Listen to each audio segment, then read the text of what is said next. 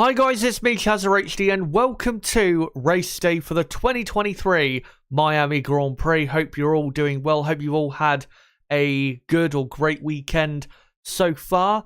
I've had a pretty good one, and thankfully the weather in my part of the UK is starting to come quite nice. But it has been a bit of a weird weekend in Miami. Qualifying yesterday was all over the place, and obviously the starting grid, if you obviously did at least look at what the results of qualifying were yesterday, you would have seen that we have quite a mixed up grid for today's race, which I hope, honestly I do, I hope that it is going to be a great race. But I am not going to come into this race and this stream deluding myself into believing that it must be and it surely will be a very good or great race, because I still don't have the best opinions of the track.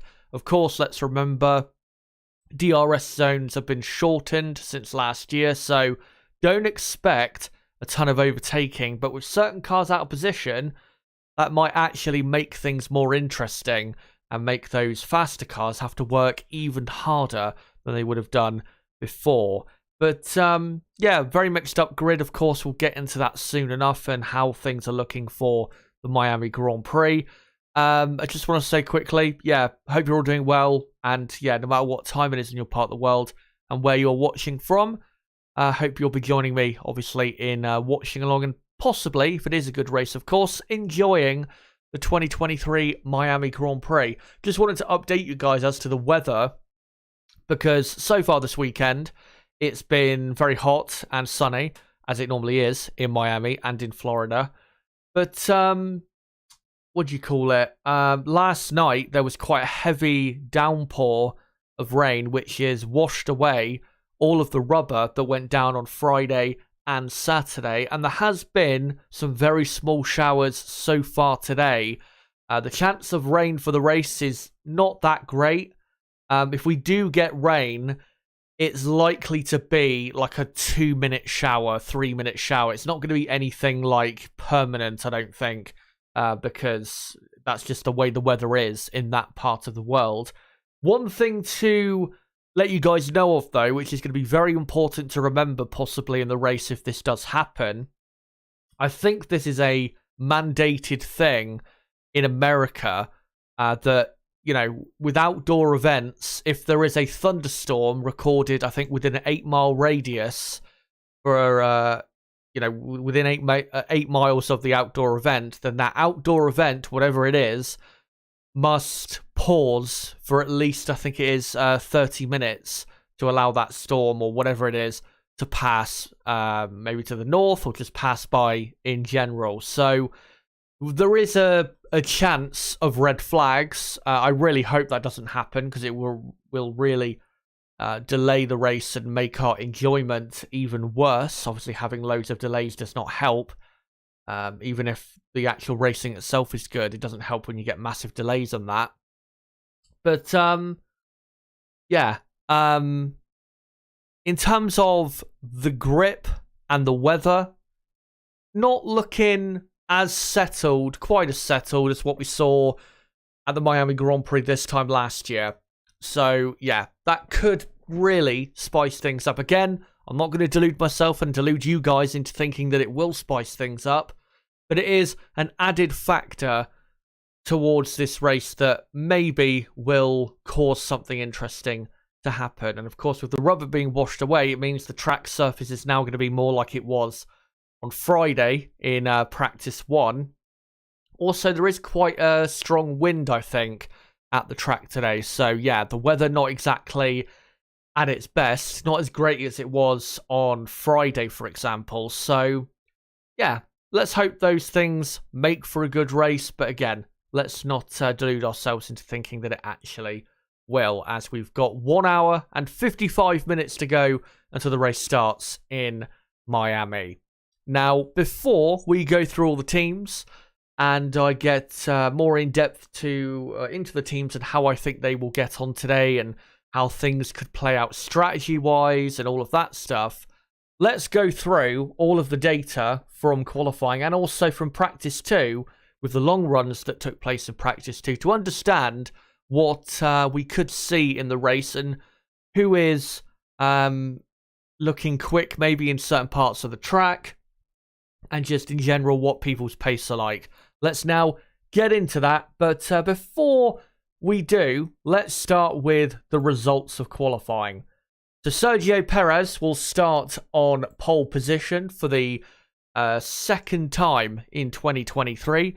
3.5 tenths of a second he was clear of Fernando Alonso on a 1:26.8. That pole position, by the way, about 2 seconds quicker than last year's pole position. Of course, the track being resurfaced has helped, but also obviously these cars are at this point of the season about 1 second quicker than they were this time last year.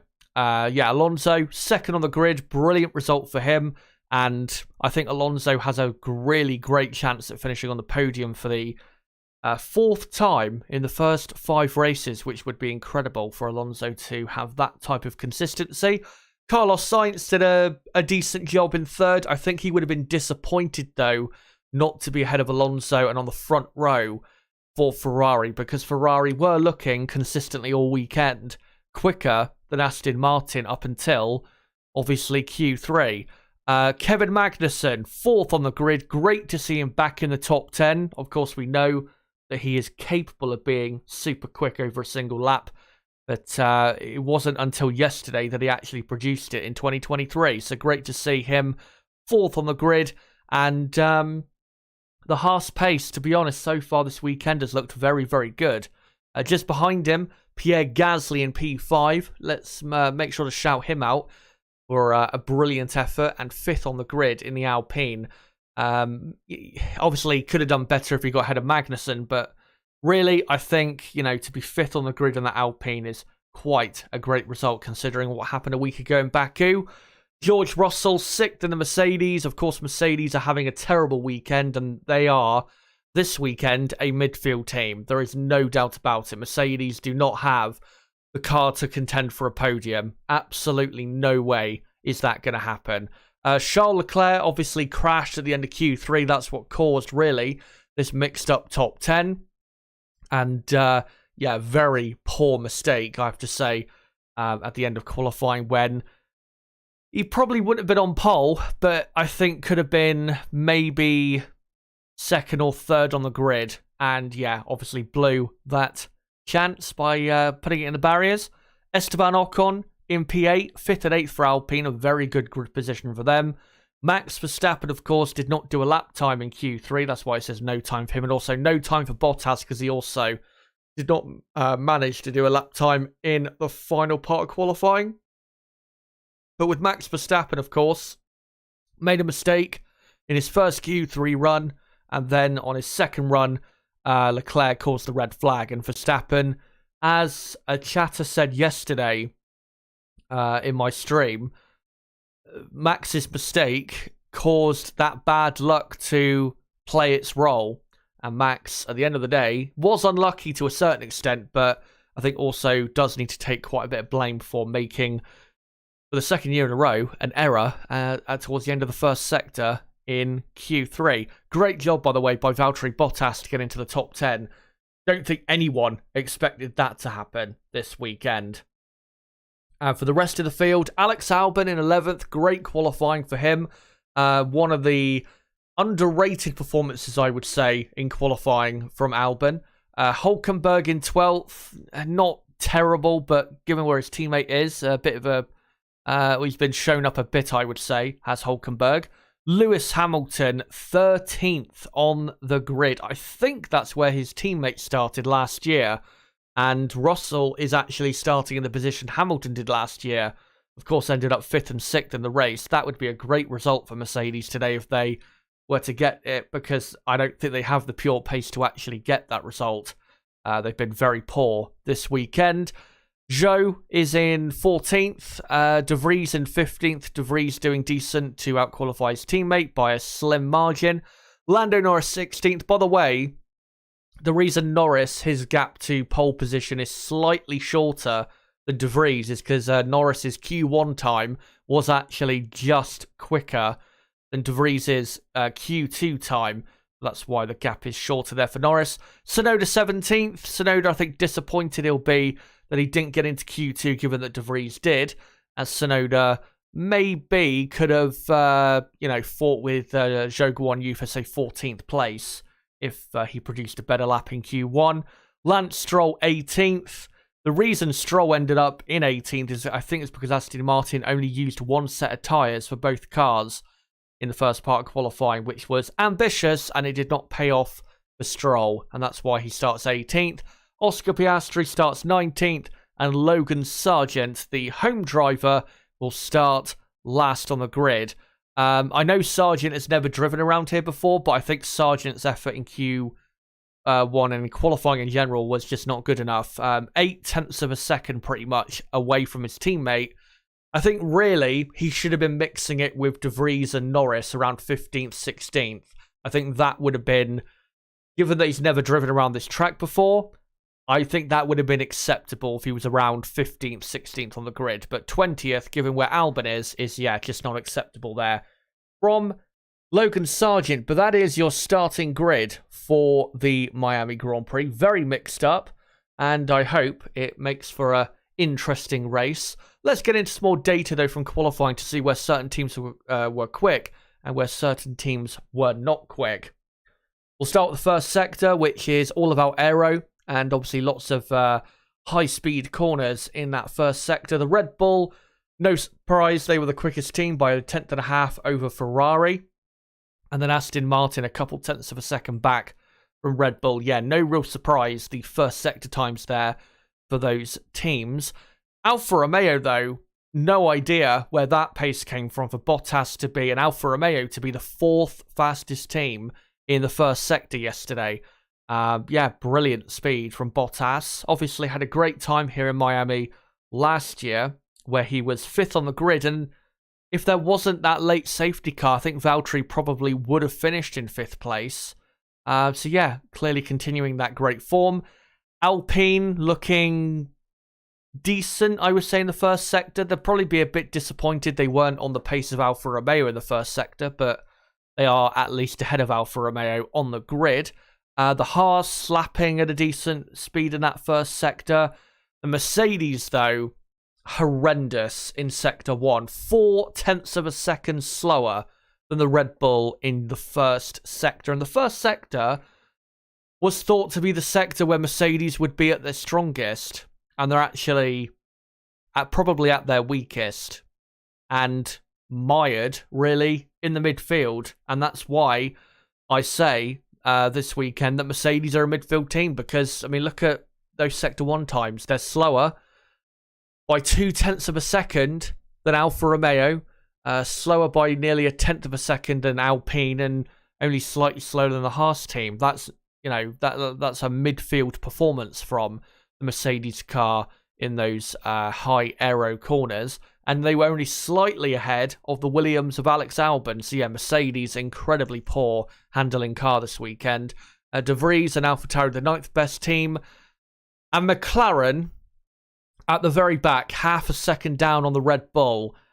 Now, if you guys watched my, I think it was my build-up to qualifying last night, which I did, I think, an hour and a half's build-up to qualifying, you would have seen I went through the data in practice too, the sector time data. And in sector 1, McLaren were the second fastest team and were about 1/10 of a second slower than Red Bull. So I have absolutely no idea what McLaren did to that car from Friday to Saturday, but to lose 0.4 of a second in that first sector compared to everybody else, yeah, I have absolutely no idea what they did there. I'd have to obviously read into maybe the driver interviews a bit more, but they must have done something to the setup of their car, because the weather conditions weren't really that much different in qualifying compared to practice. There was a stronger wind, but it wasn't much stronger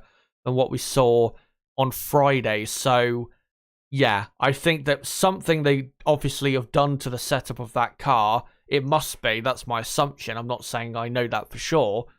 It must be that. As to why they were so slow in the first sector, because let's say they were as quick in the first sector as they were on Friday, McLaren probably would have had at least one car in Q3, and would have been obviously a lot better off for the entire grid, but obviously were terrible in the end. But yeah, I honestly don't understand what McLaren have done to drop off so much from one day to the next.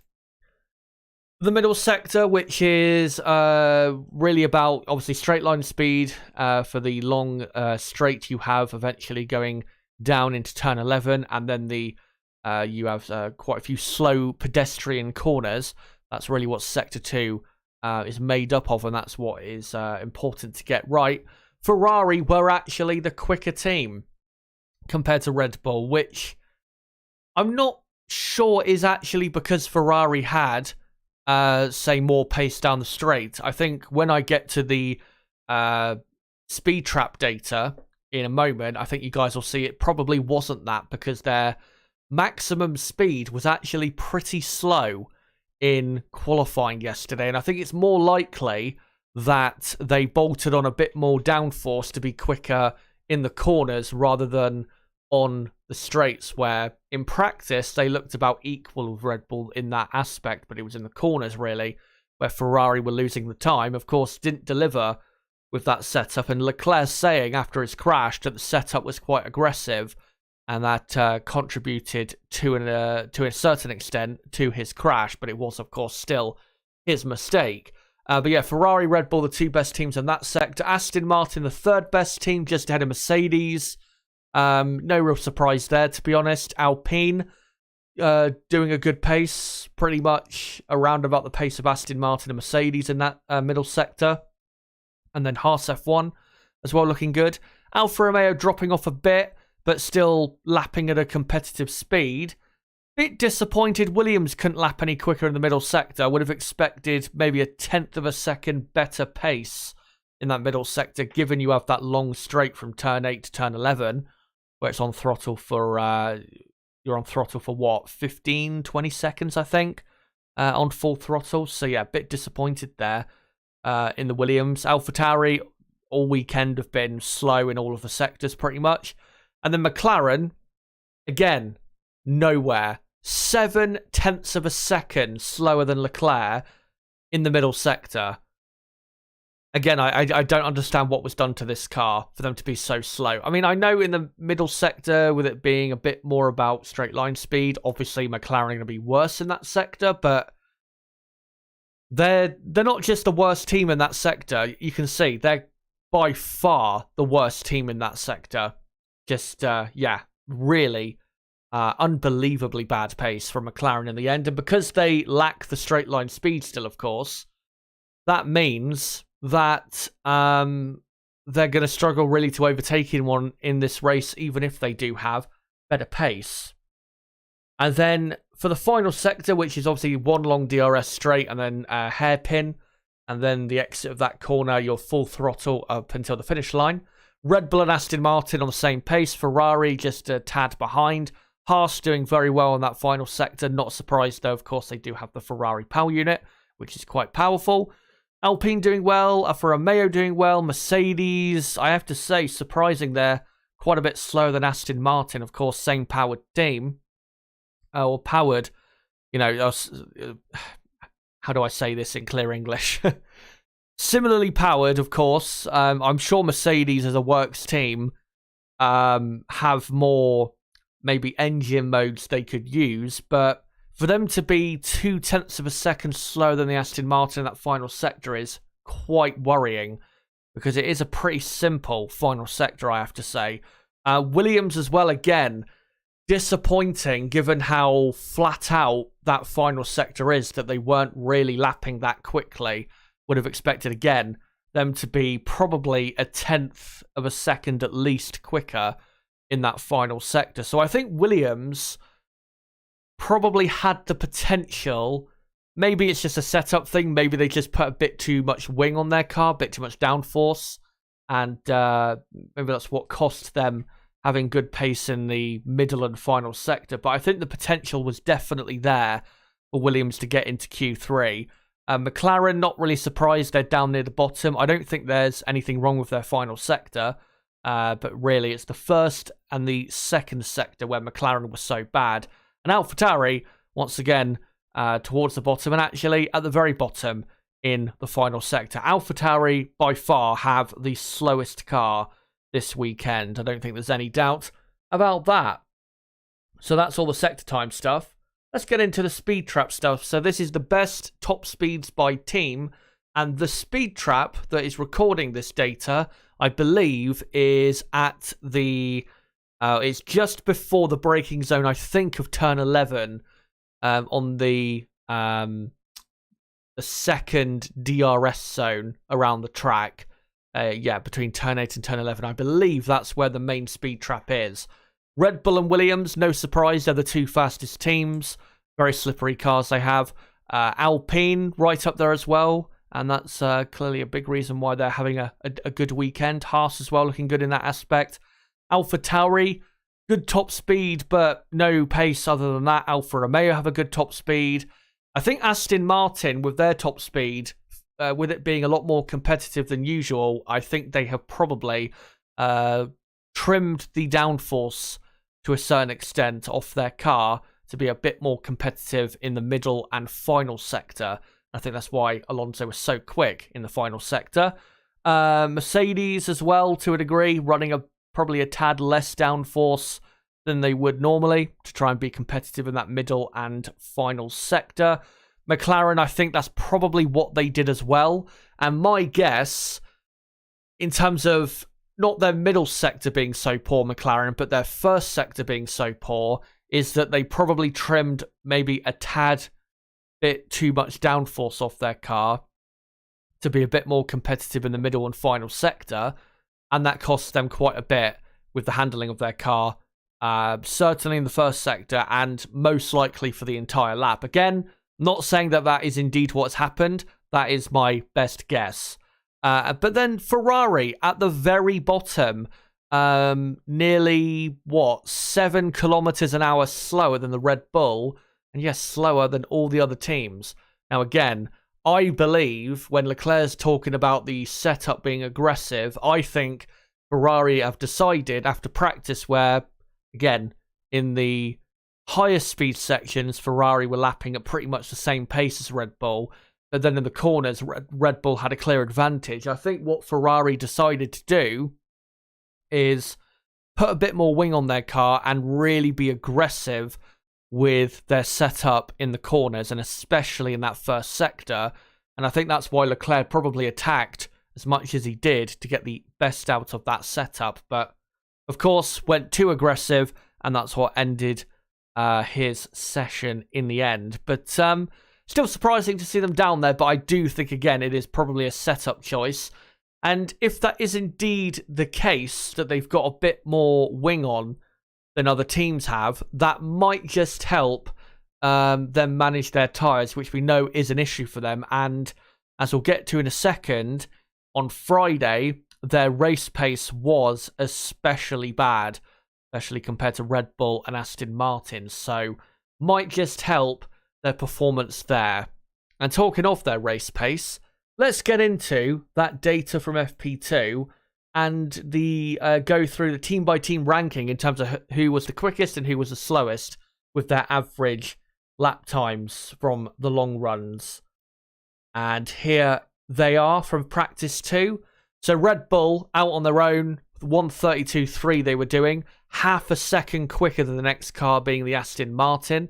The Haas, though, very surprising for them to be the third fastest team with their long run pace. Very surprising for that to be the case, because normally Haas, their drop off from quali to the race, once they obviously fill the tanks up, tends to be arguably the worst in the field. So that is very encouraging. If they can actually carry that through, that type of pace, into the race, with Magnussen obviously fourth on the grid, I think they've got a decent chance of a really good haul of points. And of course, it is going to be hard to overtake here.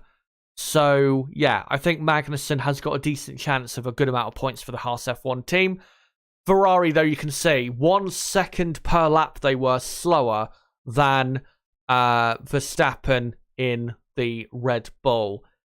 If they have added a bit more downforce to try and get a bit closer in that aspect and try and manage those tyres better, then it will help them quite a bit. But given their grid position, I don't think they're going to be maybe using that, if that is an advantage for them, having a bit more wing on their car. I don't think they're going to benefit from it, again, because their grid position is not quite what it should have been yesterday in qualifying.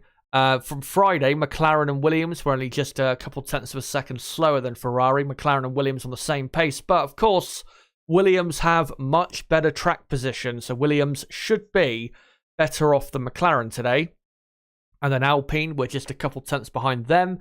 Alpine, though, have a grid position of 5th and 8th. So, yeah, Alpine should have a pretty decent day today. And then Alfa Romeo towards the back and Alpha Tauri also towards the back with their average long-run pace. And Mercedes, the reason I've gone with NA, not available, for the for what their lap times were, is because they didn't do enough representative laps on heavy fuel for me to actually do the calculation. So that's why they're at the bottom and we don't have really any data from them.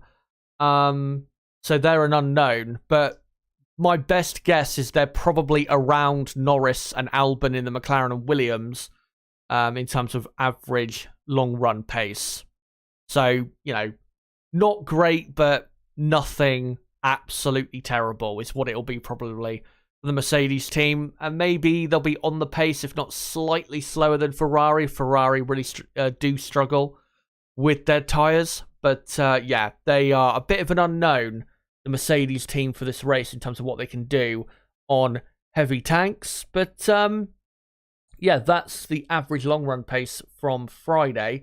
Let me now, guys, get on to my final prediction for the race. Of course, I will do a poll in the chat very soon. But let me know in the chat, guys, for not just who's going to win, but for the top 5 or top 10, what is your predicted order for the race today? But now, let me get into mine. So, of course, as usual, I've gone for the predicted gaps as well, given the pace I think that will be shown by all the teams. Sergio Perez will win, I think, the Miami Grand Prix from Fernando Alonso, and the gap will be close to 15 seconds, I reckon, in the end. Alonso, though, will hold on ahead of Verstappen, and the reason I think he will is because of how difficult it will be to overtake here. I don't think Verstappen is just going to fly through the field. I think Verstappen is going to take a bit of time to get through your Leclercs, Russells, maybe even Gasly, given how quick the Alpine has been in a straight line. I know the Red Bull is very quick, but again, even if you've got a much faster car around a street circuit, doesn't necessarily mean you will be able to overtake. So I think Verstappen in the end will get up to 3rd, but will run out of laps to be able to overtake Alonso. So that's my podium. Perez, Alonso, Verstappen. And then quite far behind, 42 seconds behind, I reckon, will be Carlos Sainz in the Ferrari. I do expect Ferrari's race pace to be pretty poor. Pierre Gasly, I'm going to go finishing in 5th because I think Alpine are genuinely quite quick here. And I think Alpine, as long as they can quickly get ahead of Magnussen in the Haas with Gasly, I think they'll be fine for a good amount of points with him. Kevin Magnussen, I think Will and Haas will deliver the good race pace we saw on Friday, and they will finish in 6th, with George Russell 7th and Charles Leclerc in 8th place, and they'll be all those three around a minute off the race winner in the end. Esteban Ocon will finish in 9th, and Alex Albon in the Williams car we know, very quick normally on a race day, I think will grab the final point in P10 to go back level in the championship with AlphaTauri. And if this result was to happen, it would be a great result for the championship because it would spice things up quite a bit more, because Sergio Perez would officially take the lead of the championship. He would go, I think, at least 3 points clear of Verstappen in the championship if he was to win and finish 3rd, or if he was to win, sorry, if Verstappen was to finish in third. Obviously, it depends who gets the fastest lap as to what the exact gap would be. And also Aston Martin would still keep, second in the championship. Mercedes would still be third. Ferrari would still be fourth. Alpine, though, would jump back up to fifth, and Haas, if this result was to happen, would go ahead of McLaren into sixth place. So there would be quite a lot of changes in the midfield if this result was to happen. And Williams, like I said, would move not any higher in the championship, but they would go level on points with AlphaTauri in ninth. And I hope this result does come off, because if it does, then it should be a pretty interesting and at least competitive race on the streets of Miami, Florida. But guys, let me know in the live chat for the next hour and a half, as we've got about an hour and a half now until the race gets underway in Miami. Let me know, who do you think is going to win the race in Miami? Let me just quickly do a poll in chat to ask you guys, who do you think will win the Miami GP? And the options I will go for will be Perez, Alonso, Verstappen, and Sainz. I will go as the options. I think those are the four most likely drivers to win the Miami Grand Prix.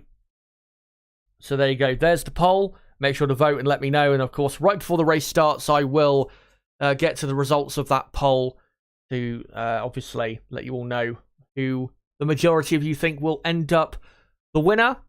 Just want to say, though, quickly, before we get back into things and I get into a bit more in depth into the teams and drivers and how I think they will end up with the results that I predicted, let me just quickly let you know about my upcoming schedule. So if there is any good enough, in my view, talking points to talk about tomorrow, I will be either going live or doing a recorded video about one of those topics tomorrow in basically a Miami Grand Prix weekend review. So make sure to check that out if, again, there is any talking points to come out of the race. I will let you know at the end of this stream if there is anything I'm going to be doing a video or stream on. And then after that, the next piece of content will be on Thursday, the 18th of May, where I'll be live at 8 p.m. UK time for the weekend preview of the 2023 Emilia-Romagna Grand Prix.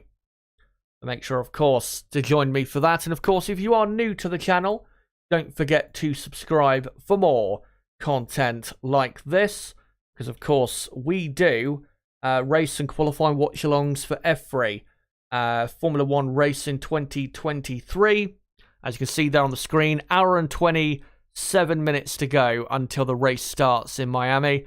And for everyone watching right now, don't forget to smash the like button. Currently on 37 likes. Let's try and get up to 50 likes in the next, say, half an hour. That would be great if we could. And, yeah, in a moment, I will get into the teams and how I think they will get on in the race. And obviously, I will get more so in depth as to, why they will end up the result that I think they will end up with.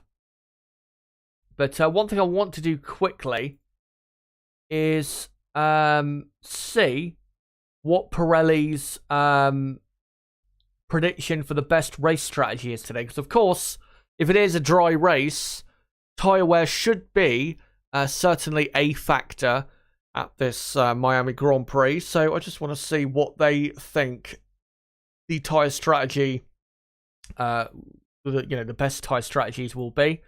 And according to Pirelli, the quickest strategy is to start on the medium compound and go or pit between lap 13 and lap 20, and then go on to a set of hard tyres and then finish the race. But they do say that very close to that quickest strategy is a two-stopper of pitting from the medium, which you would start on anywhere between lap 11 and 17, then going on to the hard tyre, and then pitting between lap 37 and 43 for another set of mediums to finish the race. Of course, the three compounds this weekend are the C3, the C4, the C3, and the C2. And one thing to let you guys know of is, even though the C2 compound, the hard compound tyre, is very durable compared to, obviously, the C3 and the C4, the drop-off in lap time is quite extreme, at least initially, from the C2, or from C3 to C2. It's, quite a drop-off in pace, say, for the first few laps. So you're not going to be very quick on the hard compound tyre. And I think what will decide the strategy in terms of who decides to do a one-stop strategy and who decides to do a two-stop, it will depend on how easy it will be to overtake. If it's proving very hard, I think all of the teams will go for a one-stop strategy because it'd be too risky to do a two-stop if it's too hard to overtake. But if it proves to be definitely, the chances are pretty good of overtaking, then I think we'll probably see a few teams going for a two-stop race. Of course, as we go through the teams, I will get into certain strategies that I think maybe certain teams should look to do in this race, because of course certain cars are out of position on the grid. And I think we'll just get straight into those teams, and of course start with Red Bull Racing. Sergio Perez, of course, on pole position. He did his job and he did it brilliantly. Max Verstappen on the screen, he did not quite do his job, did he? P9, he will be on the grid. Did not do a good enough first lap in Q3, and then suffered a bit of bad luck at the end, but should have put in a good enough lap in the first place to avoid that happening. And at times in life, not just Formula One, you do have to make your own luck, and Verstappen definitely did not do that in Q3. So going to be very interesting to see how Red Bull's race plays out. With Sergio Perez, literally all Perez has to do is maintain the lead on the first lap and really maintain the lead into the first corner. If he does that, Sergio Perez, unless something crazy happens, will win the Miami Grand Prix. Because Alonso, of course, he's driving in his absolute best, despite him being over 40 years old. He is not going to be able to stop Perez in that Red Bull. The Red Bull is quite a bit quicker than the Aston Martin still. So, yeah, it's really for Perez about the start. Because if Alonso gets ahead of him, and it does prove to be quite hard to overtake in this race, Perez will be in quite a bit of trouble, because of course that will help Verstappen possibly close the gap to Perez during the race and maybe see a little fight with them towards the end. So yeah, as long as Perez maintains the lead into the first corner, and if Max does get held up quite a bit during the race, or at least the first stint of the race, then Perez should be able to build a very comfortable gap over Alonso and his teammate somewhere in the midfield. So yeah, Perez, that's the key for him. For Max Verstappen, if I just switch back onto him, in terms of tyre strategy, I think it really depends on how his start, and not just his start, but how the first, say, 5 laps of his race goes. If he, let's say from 9th on the grid, he has a poor start, ends up even further down the order, and just mired in loads of traffic and can't get his way through it, then I think Red Bull, the best option at that point, would be to switch to a two-stop strategy to try and get him, undercut past a lot of the drivers. And I think if he went that way on strategy, it would definitely work in him getting past a lot of, if not all of the midfield runners, given how quick the Red Bull car would be with fresher tyres. But if he does make up 3 or 4 positions in the first 5 laps, then I think Verstappen probably would be best at that point to stick to a one-stop strategy and not go massively long with his first stint, but go a bit longer on the first set of tyres than, say, his teammate will. I am expecting, not everyone, but I'd say most drivers to start on the medium compound. And again, the reason I'm expecting that is because the drop-off in pace from the medium to the hard is quite a bit more extreme than what we saw in Baku. So I think starting on the hard will be quite risky because you'll have obviously quite cold tyres and they'll not really deliver that great pace for the first few laps of the race. compared to what they maybe would have done at another track. So, yeah, if Verstappen starts on the medium, I think, Perez most likely will pit around lap 17, 18, I reckon Perez will probably pit. If Verstappen can come in for his first pit stop, say, lap 22 to lap 25, and then pit for the hard tyres, have a bit more fresher tyres for the end of the race, maybe that'll see Verstappen complete a Red Bull 1-2. But realistically, I don't think Verstappen can win the race today. He's going to need a bit of luck in this race, something he's not really had much of in 2023. But Red Bull should still win the race today unless something crazy happens. They've still got by far the fastest car, and it's going to need, quite a few things to go wrong for Red Bull to not win for the second year in Miami. Now, for the Ferrari team, of course, 3rd and 7th on the grid isn't the end of the world, but it is not really where they should be on the grid. They should have been, at worst, I would say 3rd and 4th on the grid, given their pace through Q1 and Q2 and the weekend in general. So to be 3rd and 7th is, simply not good enough. Obviously, poor mistake from Leclerc. Carlos Sainz didn't do, I don't think, the greatest first lap in Q3, and definitely, I think, could have done better. But, 3rd is still a decent position for him, and he does have a decent chance at a podium, but it does depend, Carlos Sainz's chances of a podium. It does depend a lot on the progress of Max Verstappen, and hopefully for Ferrari, there is a lack of progress for Verstappen during the race. But in terms of strategy, I think Ferrari are probably likely to pit, say, Carlos Sainz on lap 15-ish.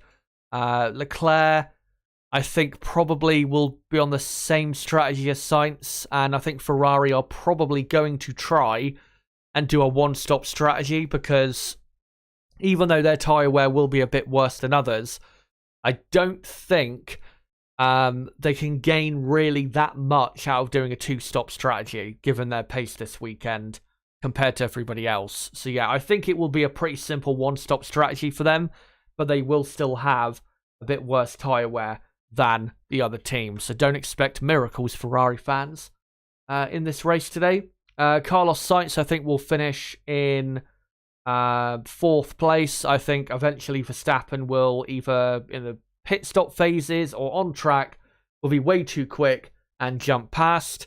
And with Leclerc, I don't expect Leclerc to make much progress today. I think he's going to be held up in quite a bit of traffic and will be struggling with his tyres quite a bit, and that will end up with him finishing down, as you saw with my prediction, in 8th place. By the way, I'm looking at the live coverage of the Sky F1 live coverage as they build up to the Miami Grand Prix. And it looks fine in terms of whether it's dry or wet, but it is quite a bit windier today, and that will have an effect to a certain extent on the cars. But with Ferrari, I'm expecting, again, strategically, a simple race. And 4th and 8th, I think, is realistically, I wouldn't say an achievable result, because of course they don't want to achieve that result, but I think it is realistic, that result actually happening for the Ferrari team. And as I've said, already so many times this season, if Ferrari have a poor qualifying, they will most of the time, if not always, end up having a poor race, because they do have that pace drop-off on a Sunday, and that's why they do have to deliver on a Saturday, so they don't suffer as bad of a result on the Sunday. But of course, their grid position quite a bit worse than what we expected. Now, let's go into the Mercedes team, who, when I cover them, normally they are amongst the front runners and are mixing it with Ferrari, Aston Martin, not really Red Bull this season, but this weekend they cannot call themselves front runners. They absolutely cannot. In qualifying, they were legitimately not just slower than Red Bull, much slower than Red Bull. They were much slower than Ferrari, much slower than Aston Martin, but also slower than Alpine. Not just in Q3, but even in Q2. I think they were slower than Alpine. And Q1, I think even Alpine showed some good pace compared to them. So, yeah, they can't really sit there and say that actually they are quicker than Alpine. It's just a bit of bad luck as to where they are on the grid. I actually think, in fact, Mercedes got a bit lucky yesterday that the red flag did happen, preventing everyone really doing a final run, because Russell probably would have fallen down the field at least a couple positions had it not been for Leclerc's crash. So, yeah, 6th is actually a bit better than I think they would have had. But yeah, they are slower by the looks of it than Alpine. They might not in the race be slower than Haas, but they definitely were in qualifying. Haas were very quick through qualifying. And yeah, they're just very mid. As of course, that's a newer term that I see online. And Mercedes absolutely embody that term, mid. They are terrible this weekend. Lewis Hamilton on screen, yeah, terrible qualifying. I know the Mercedes car is poor this weekend, but I think he does have to share a bit of blame after what happened yesterday, because his effort in qualifying just simply wasn't good enough. Not that obviously he didn't try his best. He gave it his best, but he just he didn't hook up a good enough lap, and really through qualifying just wasn't really that good at all. And George Russell obviously out-qualifying him for the 4th time in 5 races. But yeah, 6th and 13th on the grid, and they are going to be mired really in a midfield fight, I think, in this race. Again, as I said earlier, we don't quite know what their long-run pace is like, so we can't really say whereabouts they could be. But in terms of strategy, what can Mercedes do? Well, Lewis Hamilton, given he's 13th on the grid and that Mercedes car is going to struggle with the shortened DRS zones to overtake anyone, I think the best thing for Mercedes to do with Hamilton is start him on... Honestly, I'd even start him on the hard compound tyre and just run him as long into the race as you can and hope that a safety car, virtual safety car, red flag comes out at the right time. That is the real only hope on strategy they can go for. I think, them starting on mediums and trying to do a normal strategy that you would do if you're in the top 10, given their grid position, I just don't think would work, and I think would be quite naive for them to do. So, yeah, I think with Hamilton, like I said, just start him on a hard tyre, run him as long into the race and see what happens and hope you get some luck. But George Russell, George Russell, 6th on the grid, I think strategically it depends on what his pace is like compared to Alpine and Haas. Of course, Haas in 4th on the grid, Alpine 5th on the grid. If Mercedes are quite clearly quicker than those two teams, but they're just unable to overtake because they can't get close enough on the exit of a corner, and they're getting held up quite a bit in the dirty air, and they would be quite clearly, a lot faster in clean air, then I think Mercedes with Russell would probably be better going for maybe not a 2-stop strategy, but doing a 1-stop strategy, but just pitting a bit earlier for the first set, or for the first time in the race, and the first and only time in the race, than they would normally to try and clear those cars. But, of course, we won't know until the race starts how quick legitimately they will be in the race. If they're not really on, if they're, say, a second behind Gasly and Magnussen, but they're not exactly putting those drivers under pressure, then I don't really see what they can do at that point. I mean, pitting early probably won't work out for them as well as it would if, they look a lot quicker behind those two cars, which, if they were, like I said, clearly faster, but just needed to get into the pits and get a new set of tyres to try and do an undercut, that would, I think, work for them in progressing up the field. But if they're not crawling all over the back of Gasly and Magnussen, again, I don't see really what they strategically can do to fight their way past. Maybe you could say go a lot longer on the strategy and hope that Gasly and Magnussen get held up, but obviously depends when Gasly and Magnussen decide to pit and whether they do indeed get held up by anyone. Of course, we don't know if they will or not. So, yeah, it's a tough race for Mercedes, but at the end of the day, it's all their fault. You know, they turned up with this car in 2023. Despite a lot of people, not just me, saying that this car concept was just not it, and they had to follow along more with what Red Bull were doing if they wanted to really get close to Red Bull and close the gap. They decided not to, decided to keep the failed concept. And really, when you look at it, if you were to tell me that over the winter Mercedes did not do anything to their car and just painted it black, I would believe you, because this car feels, compared to the end of last season, like a significant step back on what we saw at the end of 2022. That's just how it feels at the moment. By the way, currently watching the Sky F1 coverage, and literally every fucking celebrity in the world at the race, which I'm sure Liberty Media will, when they can, even if something epic is going on the track, they'll make sure to show them. Because, of course, that's all that matters. Who gives a fuck about actual racing?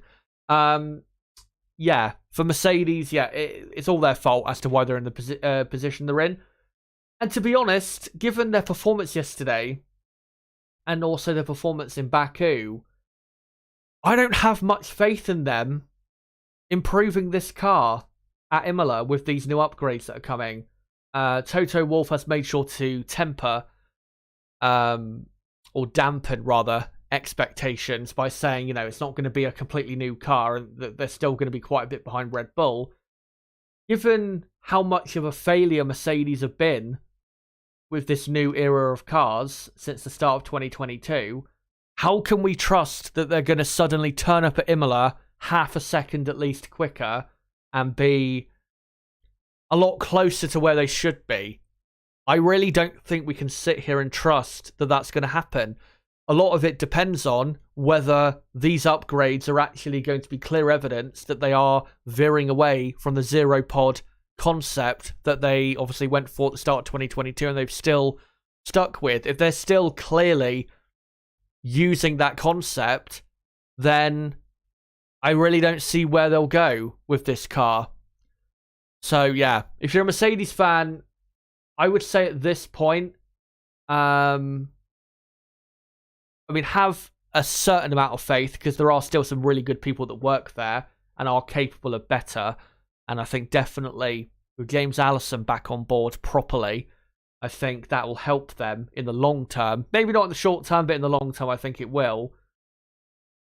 But I think for the rest of the season, if you're a Mercedes fan, Hamilton fan, Russell fan, just don't have any expectations. Just go into every race weekend with no expectations and you'll be fine. Because if you go into, the next race at Imola in 2 weeks with their new upgrades coming, if you go into that race expecting a podium or something, I think you'll be disappointed, because this team has been one massive disappointment for the last 14 months. And there's no evidence, like I said, that it's going to change. Aston Martin next. Fernando Alonso on the front row. Brilliant effort in qualifying. Did not see Aston Martin out qualifying both Ferrari cars. Of course, Leclerc's crash did help that happening. But yeah, brilliant effort from Alonso. And on the front row, you never know what could happen. Obviously, we know how great he is at the start of races. And yeah, you never know what could happen. You really never know what could happen. If he does get ahead on that first lap, and it does prove to be too hard to overtake, for example, for Red Bull, then maybe, just maybe, Fernando Alonso, almost exactly 10 years to the date, could get his first F1 win since, I think, May... Let me just check the date quick. For his last win. I think it's almost exactly 10 years since his last win. May the 12th, 2013. So yeah, we're about 5 days out from the 10-year anniversary. So yeah, almost exactly 10 years ago, he got his last win. Obviously, that race, he overtook Raikkonen, Hamilton round the outside at turn 3 in Barcelona, and then brilliantly went on to overtake Rosberg and Vettel, and then win the Spanish Grand Prix. Can he produce further brilliance in this race? I think he can within himself, but I think Aston Martin may still struggle in the end to hang on and actually win the race, even if Alonso was to get ahead. But hopefully for Aston Martin, nobody can overtake around this track, and they do get the better launch off the start compared to Red Bull. Of course, remember, Red Bull have not had good starts this year. In Bahrain, they had a Red Bull front row, or Red Bull had a front row lockout, and then Ferrari got a car in between them. In Saudi Arabia, even though Alonso was slightly out of position on his grid box, Alonso did get ahead of Perez on the first lap. In Melbourne, Max Verstappen went from first down to third. So it is possible that Red Bull, can get a poor start or a poorer start that could see Alonso get into the lead of the race, which certainly would get me going at the start of the race, which is in just over 1 hour from now. Alonso, I think realistically, if he doesn't get ahead on the start, I think realistically he will finish at worst in third place, and will not be able to fight for the win with Sergio Perez. For Lance Stroll, man on screen, he was the victim of a quite naive, I think, tyre strategy from Aston Martin of trying to use one set of tyres, go through Q1, and he fell victim. Did Lance, and is 18th on the grid. Definitely not great, a grid position. Of course, did start the race, I think, from 19th last year, so it's not like he doesn't have experience starting towards the back. And I think with Stroll, similar to Hamilton, because it'll be so hard for those cars to overtake, even though Stroll, we know, has a brilliant, it doesn't have a brilliant, but just is brilliant at the start of races. Even despite that, I think Stroll is likely not to go that much further up the field in the race if he was to start, say, on the soft or the medium compound tyre. So what I would do if I was Aston Martin is start him on the hard compound tyre and just run him as long into the race as you can.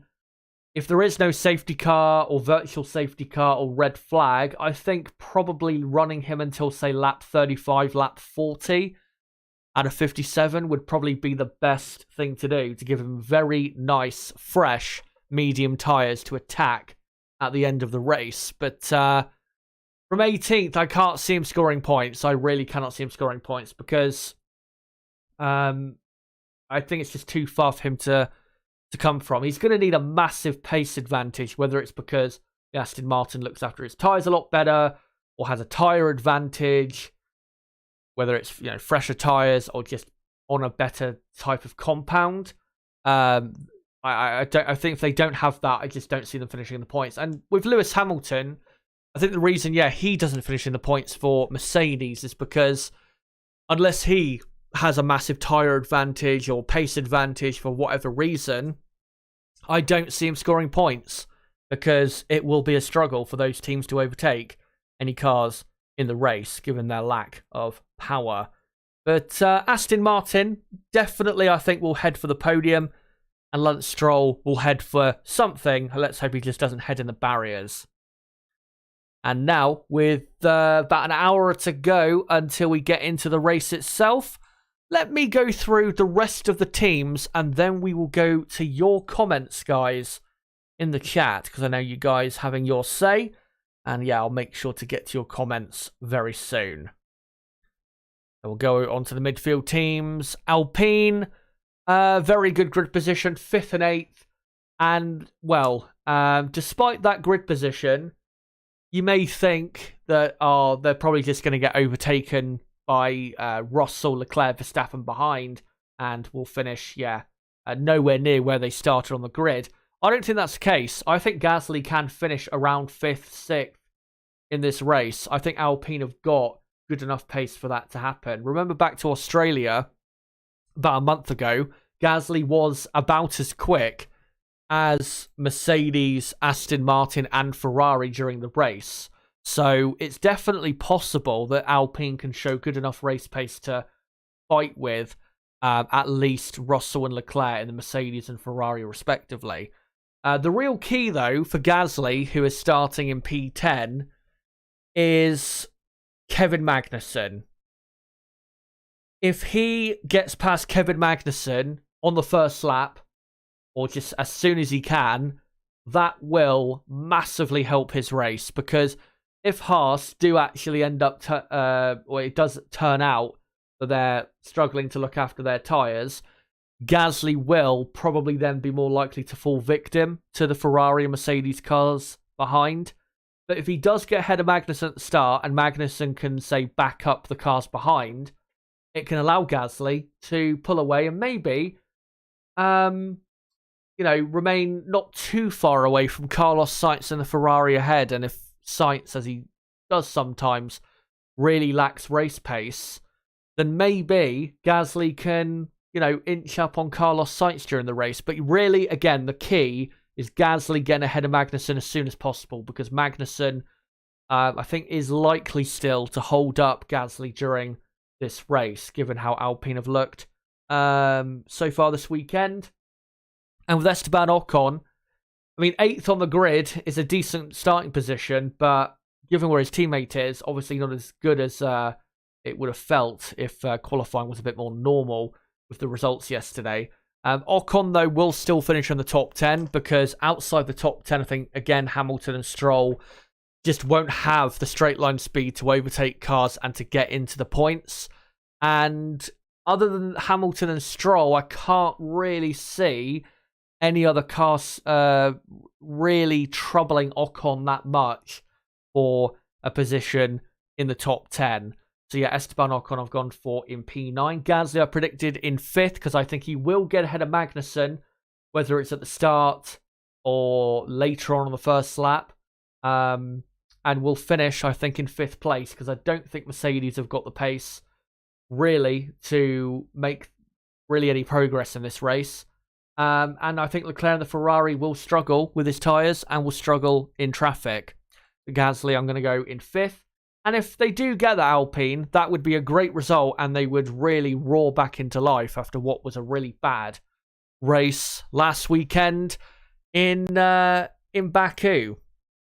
Now on to McLaren, 16th and 19th on the grid. That is a shocker. I predicted, after what we saw in practice too, I thought McLaren would have, at the absolute worst, one car in the top 10. So for them to get both cars knocked out in Q1 is just an incredibly bad performance from them. I am just going to quickly look, though, see if Lando, after qualifying yesterday, has said what the issue was for McLaren. Because, again, very big drop-off in pace. So, actually, let me look at what Andreas Stella, the team principal, had to say. So, Andreas said, overall, difficult Saturday for us. From FP3, we were aware that we had lost some relative competitiveness in these hot conditions. Things were a little better in qualifying, but were not enough to progress. A group of cars around us is exceptionally compact, and the difference between being out in Q1 and having both cars in Q3, like we had in Baku, is tiny. So, by the looks of it, seems as though they're blaming it on the hotter conditions. But if you actually go back and look, it wasn't that much hotter. If it was hotter yesterday, it wasn't that much hotter than what we saw on Friday. So I don't think that is a legitimate excuse, I'm afraid. And I think, McLaren, what they did yesterday was just very, very poor. And if it is legitimately because of slightly hotter conditions, then I think it's proof that this car, despite improving from what we saw in Baku, is still fundamentally not quite there. It's not, a consistently good midfield car yet. And no matter what you say about Alpine, who have and their CEO, I have to say, has attacked the team quite a bit in the press in the last 24 hours. I think Laurent Rossi, I think it is, saying that the Alpine results this season have just simply not been good enough compared to where they want to be for their end of 2023 goal. But yeah, no matter what you say about Alpine, at least they are consistently, say, top 10 runners. With McLaren, they're just all over the place. One weekend they look really quick. Next weekend they're just shit. Next weekend they're just meh. It's just all over the place. And they can't afford this car to be like that for the rest of the season. Because if it is, they will not finish as best of the rest from the midfield pack. That'll go to Alpine. Because, McLaren, I think, do have a good car. I just don't think they necessarily so far are unlocking the potential of the car. I think that's what's costing them at the minute. So yeah, McLaren, I think, 16th and 19th. We know how slow they are down the straights. More likely, to be honest, to get overtaken than they are to overtake. So yeah, McLaren in for a massive struggle in today's Miami Grand Prix. Just wanted to read something out in the not from the chat, but something from I've just seen from Twitter, breaking news, that the managing partner of the Miami Grand Prix, he is one of the organisers, if not the organiser, of the Miami Grand Prix, has said that there have been discussions with people running Formula One, of course, Liberty Media, about making the Miami Grand Prix a night race. And quote from, these are quotes I'm about to read out from Tom Garfinkel, who says, "We had some discussions about potentially doing that. Obviously, at this time of year, the weather's a little unpredictable. This year, it's pretty nice so far, and the breezes have helped a lot. But last year was unseasonably hot. But there's a lot of factors that go into that decision with F1 and television and everything else. So we've got to weigh all those things, but we're certainly open-minded to it." I mean, if they are going to do that, then they may as well put it, say, a month later in the calendar and have it as a back-to-back with Canada, because that'd make, from a logistics point of view, travel point of view, that would make it a lot easier for the teams, and it would make a lot more sense. So if they are going to make it into a night race, to be a bit more sure of the weather, yeah, I think they should probably just move it a month later. But anyway, let's move on to the rest of the midfield teams. Alfa Romeo, Valtteri Bottas, brilliant qualifying from him. A shame that the red flag came out in the end, because maybe he could have got an 8th or a 9th from qualifying. But getting into Q3 in the end was pretty good, and Alfa Romeo have been legitimately just a bit quicker this weekend than we expected. Bottas, though, is going to struggle to finish in the top 10. I think Albon right behind him, likely to overtake him, because Williams do look to be quicker with their race pace by a decent margin. And then obviously you've got Hamilton and Stroll coming from behind as well on the grid. Maybe they will be able to overtake Bottas as well. Depends obviously on what type of tyre life they've got compared to Bottas. But yeah, I would be surprised if Bottas finished in the top 10. I'd be very surprised if he finished in the top 10, because I think there are two strong drivers, two stronger teams outside of the top 10 that he will really struggle to contend with. Haas F1, Kevin Magnussen, what a job in qualifying. 4th on the grid it is for him today. Of course, the last time he started this high for a sprint race or a race was back in Brazil at the end of last season, where he started the sprint race on pole position, ended up finishing that race, sprint race, in 8th, and then obviously started the race from 8th, and then obviously got knocked out on the first lap by Daniel Ricciardo, who is no longer on the grid. But this time around, Magnussen looking in a good position. Magnussen has looked really this weekend consistently quicker than teammate Nico Hulkenberg. And really the key for Haas is, can they, in comparison to the other teams like they did on Friday, have the good pace? Sorry, let me repeat that. Can they, like they did on Friday, in comparison to the other midfield teams, have that good race pace? Remember, as I showed earlier, they were, out of the midfield, the quickest team with their average lap times. So if they can keep that up, that would be massive for them, really massive for them, and would probably see Magnussen finish, maybe not where he's going to start the race from, but it would probably see him finish somewhere in the top 10. And I think he's pretty likely to finish in the top 10, even if his pace is not special, because, again, I don't expect it to be, very easy to overtake around this circuit. So yeah, Magnussen, I think, obviously will finish behind Verstappen, who will eventually somehow, some way get past him. Probably, I'd imagine Verstappen will overtake him on the track somewhere. Don't know where, but I'd imagine it'll be on the track. And then, yeah, I think Pierre Gasly, most likely at the start, will get ahead of Magnussen, and that'll be the key for Alpine beating the Haas team, the 5th place in the race. But because the Haas car is a bit quicker this weekend, and because they've got superb top speed, which will help keep them ahead of faster cars behind, not all faster cars behind, but a few of the faster cars behind, I think Kevin Magnussen will finish in 6th place. And if that result was to happen, that would be massive for Haas F1, because it would push them up to 6th in the championship, and they wouldn't be, they are, at the minute, only 1 point behind Alpine in the championship. So, yeah, massive race coming up here. And, of course, it is their home race, so we will see what they can do. Hulkenberg is in P12, hasn't had the greatest weekend, crashed, of course, in practice 1. I think the only way I could see him in the points is if that good pace from Friday does actually play out in the race.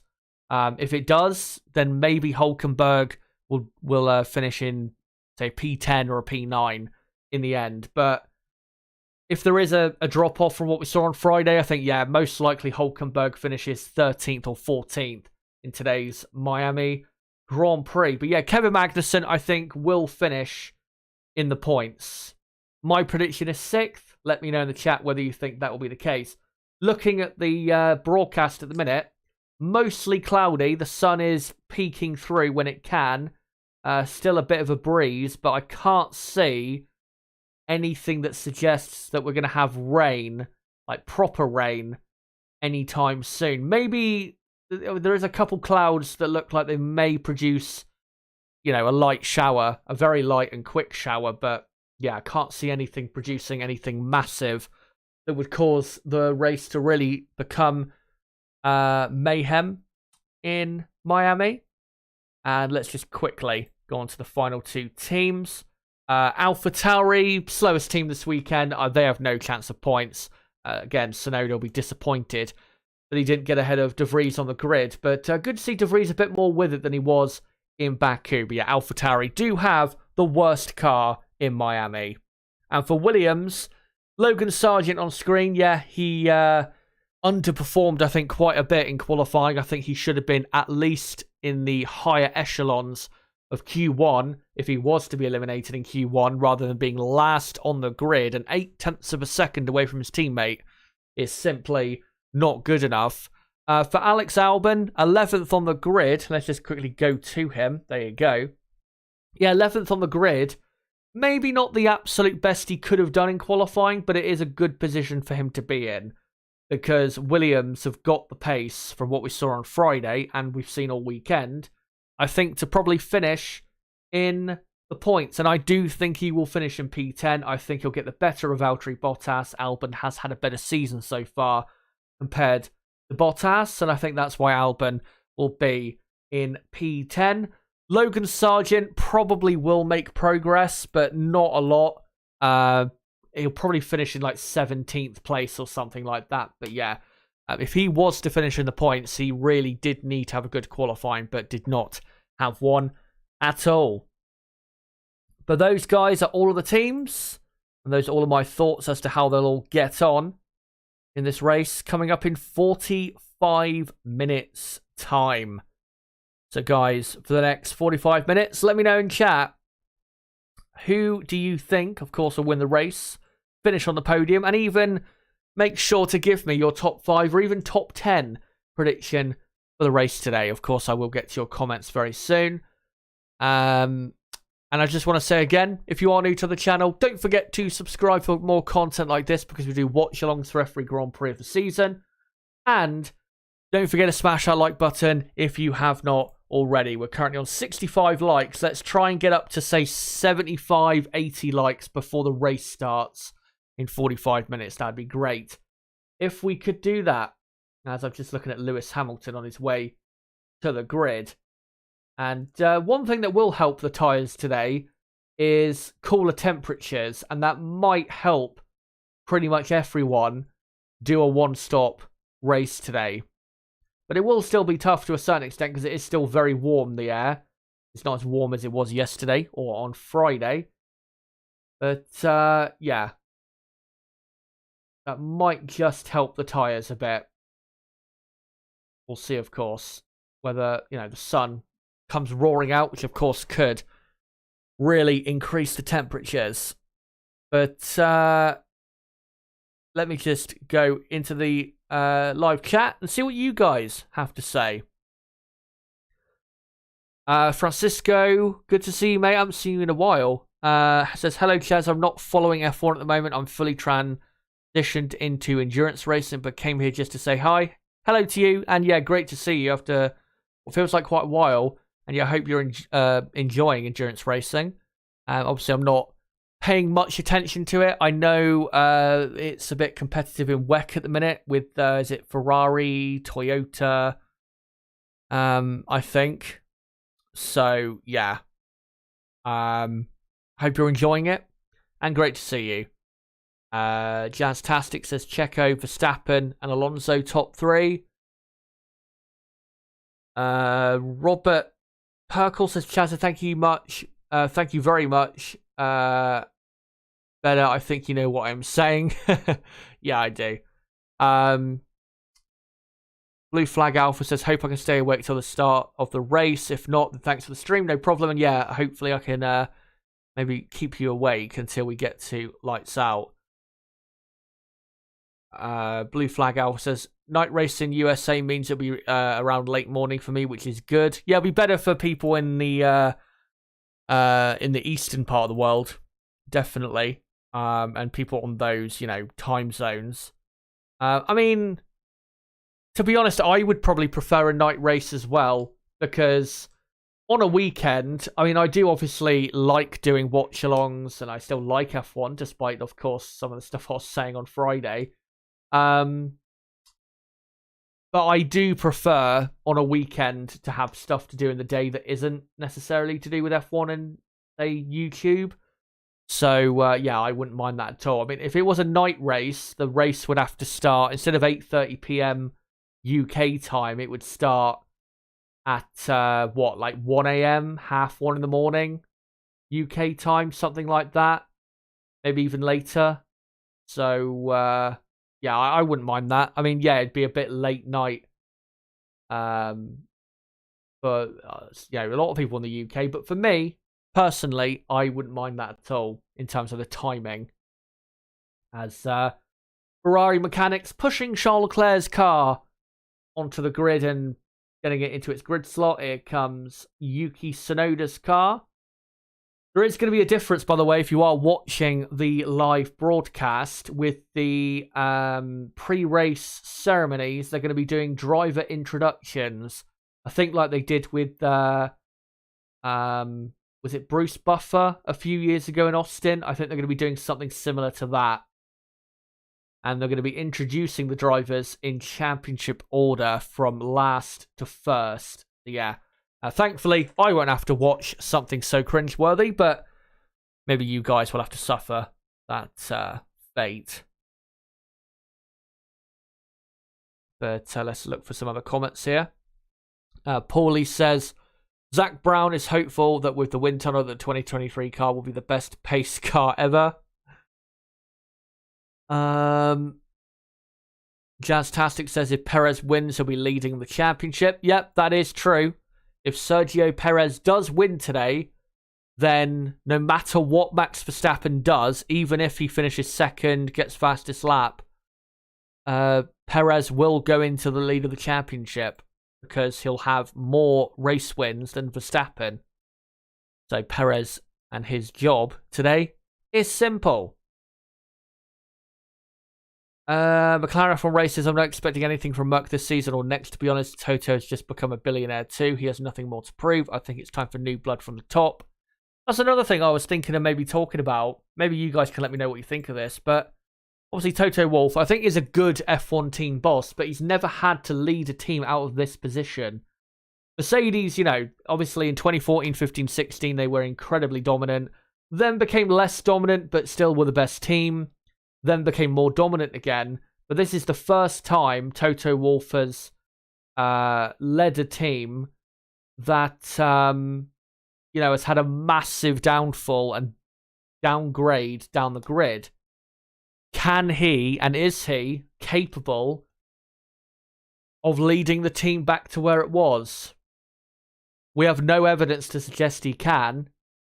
Maybe he'll prove us wrong, but yeah, maybe it is time that Toto Wolff decides to, do something else. I know Toto probably does have ambitions of being in Stefano Domenicali's position in basically being the person running Formula One. I think he's definitely got ambitions like that. So, yeah. Let me know in the chat what you think. Do you think Toto will be able to lead this team back to something great? Do you think he's capable of doing it? Obviously, we don't know if he is. I don't think we can say he's definitely not. I mean, yeah, there's no evidence to suggest that he is capable, but he hasn't really been put in that position yet. So, yeah.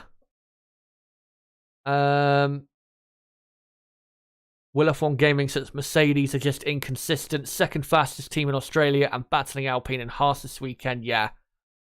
Very bad drop-off since Melbourne. Mr. Young Hegelian, I think it is, says Stroll is terrible. Second best car on the grid.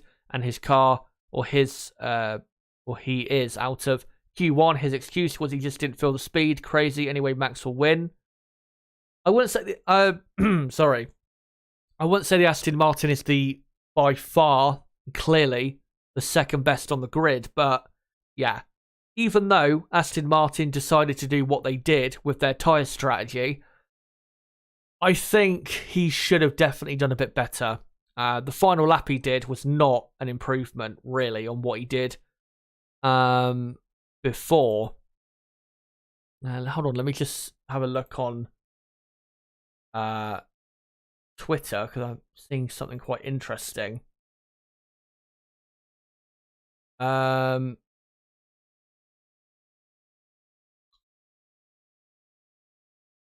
Right, let me have a look at what this is. Hold on. I've just seen a tweet, and it's someone transcribing a message of Charles Leclerc from Team Radio saying, "My neck is completely blocked, but I will do everything to do a good race." So I'm not sure if he's ill or if he's got a muscle pain or something. I have no idea what that means. Yeah, no, I don't know if he's pulled a muscle or if he's got like tonsillitis or something, some internal thing, but that doesn't sound great. Maybe he hurt his neck in the crash yesterday. Aline, good to see you, says Verstappen, Perez, Alonso, Sainz, Leclerc for the top 5. Dylan Forrest, still good to see you as well. Says, I'd love to see a Spanish podium. That would be great. Darth Lord Raven, good to see you as well. Says, I think Checo, Verstappen, and Leclerc. Leclerc was fast, but that mistakes. Yeah, bad mistakes in the end. Paulie says, maybe Binotto will take over from Toto and Toto will captain the next America's Cup boat. Well, Mercedes definitely would be heading downwards if Binotto was to take over.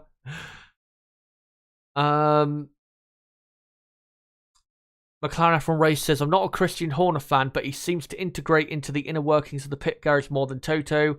Horner has led Red Bull through the bad times at least 3 times. Now Toto hasn't. Yeah, I kind of agree with you. I think Christian has more of a connection to the mechanics and just all the people in the team than maybe Toto has. Toto's a bit more, and I don't think that's not a criticism of Toto. I think it's just if you look at Christian Horner's background, he was a team boss for quite a while, was a real true motorsport guy. I mean, Toto is to a certain extent as well, but Toto is more of a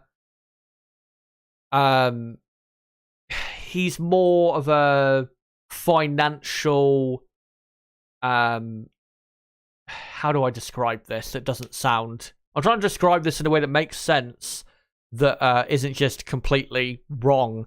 Yeah, I think Christian is more of a grassroots motorsport guy than, say, Toto is. And I think that's why Horner probably has a better connection with the mechanics and that than, say, Toto does. Toto's a bit more, and again, nothing wrong with it, but probably a bit more upper class in terms of his background.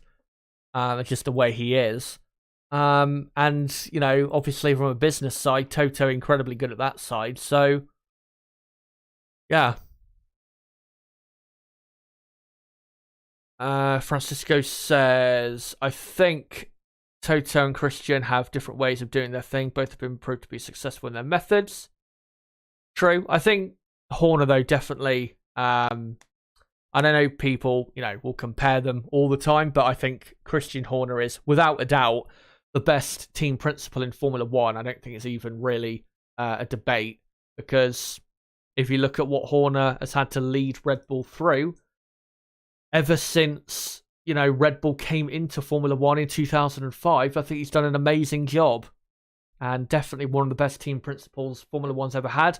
Not the best Formula One's ever had, but I'd probably say the best Formula One's ever had is probably Frank Williams. But yeah, Horner's definitely, up there in the, say, top 5, top 6 or something.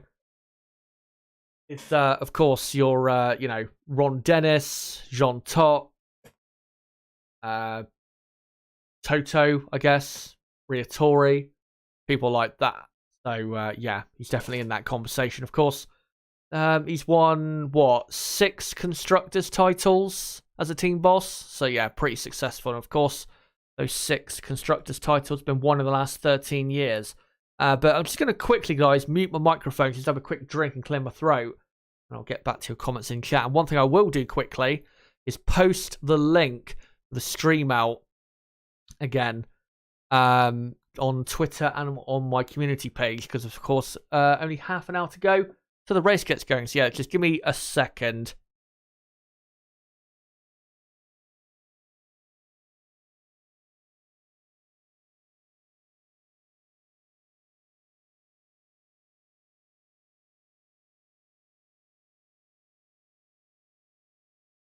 Yeah, that feels quite a bit better. And I'll just get that link posted out in a moment. And just to update you guys, in terms of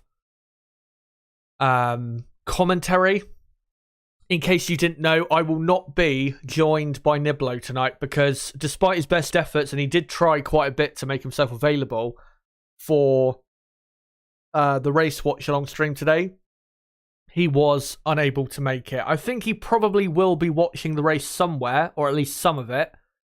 But yeah, he wasn't able to make it today. But he will be back 100% in 2 weeks from now for the Emilia-Romagna Grand Prix at Imola. And then, of course, 2 races after that in the triple header, Monaco and Spain. Come join us here to watch along the Miami Grand Prix.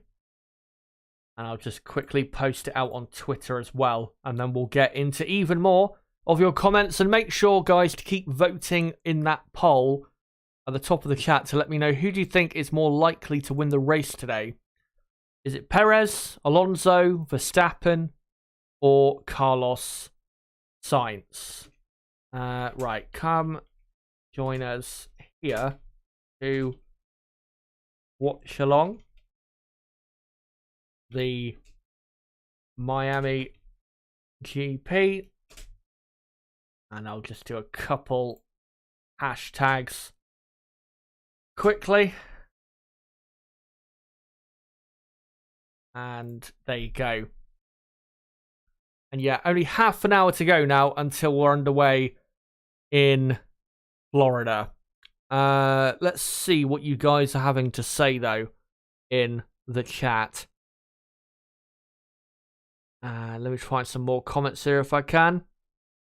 Brett Blackledge, I think it is, says it's supposed to drizzle in Miami until about 3, although it doesn't look like it on TV. Yeah, 3 p.m. local time has, or I think it is now 3 p.m. local time. So, yeah, if it has been maybe occasionally, it should, as you say, stop. But looking at the broadcast, it looks a bit blustery, a bit cooler, but not showery or anything like that. Looks like the showers have passed for now. And I think the best way to treat the weather in terms of the weather forecast for this race, not just for this race today, but for the rest of the Miami Grand Prix we're clearly going to have for a very long time, it's going to be very similar to when we raced in Malaysia, where Malaysia, very similar conditions, very hot and humid, but thunderstorms and a massive rain shower can come out of nowhere. And of course, in the Malaysian Grand Prix we saw in the past, we saw those things happening. Rain showers that none of the teams thought would happened. As we're just under half an hour away now from the start of the race. And plenty of people I can see there by the pool, even though it's not exactly very warm, or as warm as it was yesterday. But yeah, you need to treat it like that, like it was in Malaysia, where most of the time it is going to be very hot, very humid, but out of nowhere, you could get a rain shower, whether it's 2 or 3 minutes or just an incredibly bad downpour that red flags the race, as of course we have seen in Malaysia 2 or 3 times in the past. That is definitely a possibility here in Miami. Robert Perkle says, I have been a Red Bull Racing fan since Vettel, but an energy drink company should not be stomping two of the most famous car companies. Yeah, they shouldn't be, but they are, because the way they've built their team is they built it exactly how you should for success. Of course, securing the best designer, I think, probably of all time, in Adrian Newey, has been a massive helping for their team, and obviously he is really the core of why Red Bull have been successful. Obviously, they've had great drivers over the past, great team principal. They've got a great, their team is very well led. It's got a great structure, but really, Adrian Newey is the core, number one reason why Red Bull have won anything in Formula One. And the other teams in the past, McLaren and Ferrari 10 years ago, Mercedes at the moment, Aston Martin, they just haven't set their teams up for success in the way that, Red Bull have. And they have definitely shown some big car companies up. Hencam says, Wolf is a businessman that loves autosports and invested money into the Mercedes team and guards his investment. Horner is a racer and leads the team that way. Yeah, I think you summed it up very well, and that's pretty much sums up the differences between the two, and that's why Horner is a lot more of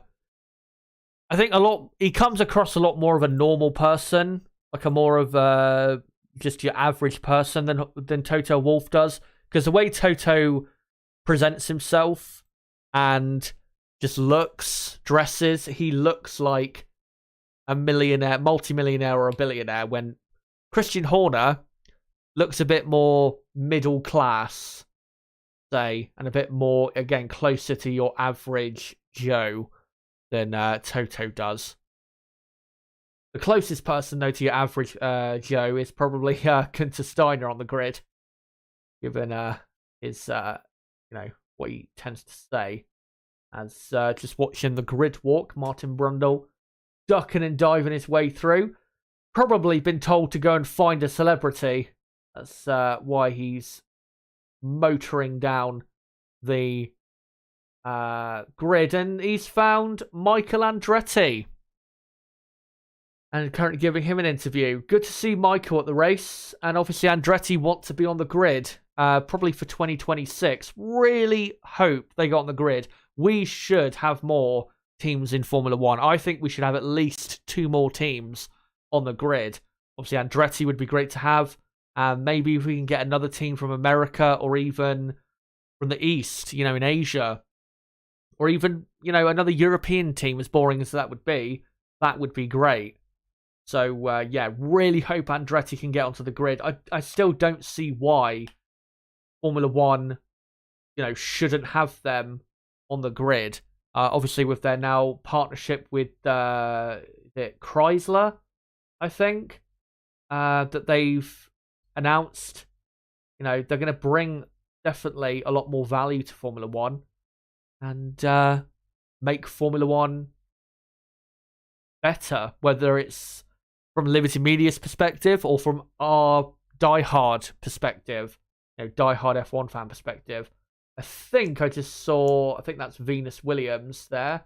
Martin Brundle, I think, has tried to interview her in the past, and there's Serena Williams as well. Yeah, tried to interview those two in the past, and I don't think they've exactly been forthcoming with interviews. Of course, Martin had an absolute Western supermare at this race last year, where he just ended up interviewing random people because some of the people he talked to were idiots, and some of the people he talked to, he didn't even know who they were, and he's now interviewing the ex-boss of F1, Chase Carey, who's still sporting his lovely mustache, as the pre-race stage, or whatever it is, has been set up for the, I think, driver introductions. And it looks like they've set up like a proper stage there on the track, which looks just, again, it's another reason why F1 is the way it is, as Jackie Stewart has gone under the rope there, and he's gone to try and get a word with Roger Federer, who's at the race, and he's gone to try and tell Federer to go and have a word with Martin Brundle. That's quite funny. Anyway, let's get back to your comments in the chat. Jazztastic says there'll be too many cars on the grid, will make qualifying more difficult. 22 cars on the grid, that's nothing. Formula 1 used to have 30 cars on the grid. And sometimes 30 cars on the grid at tracks where the grid, there'd be that many cars that the cars at the back wouldn't even be starting in a straight line like they do now. They'd be like turning right to start the race. Like they used to do that at the old Spa grid we had before they redid that track, where I think the bottom half of the order, they had to like veer left straight away off the start. And there's, you can go back in F1 history and you can see, 30, 32 cars even starting a race. I don't see what the issue is with 22 cars on the grid. I mean, we had 22 cars back in 2016 and it was good. When was the last time we had 24 cars we had in 2012? And I think more teams on the grid will be a good thing. I don't think we should have too many I don't think we should have too many cars on the grid, to be honest. I you know what? I am going to turn off the F1 broadcast because I cannot handle the level of cringe that is going on at the track right now. I'm sorry. I just can't do it. They've got that big stage set up. All the drivers are now going to walk out and be introduced. And is it LL Cool J is now introducing all of them one by one? Yeah.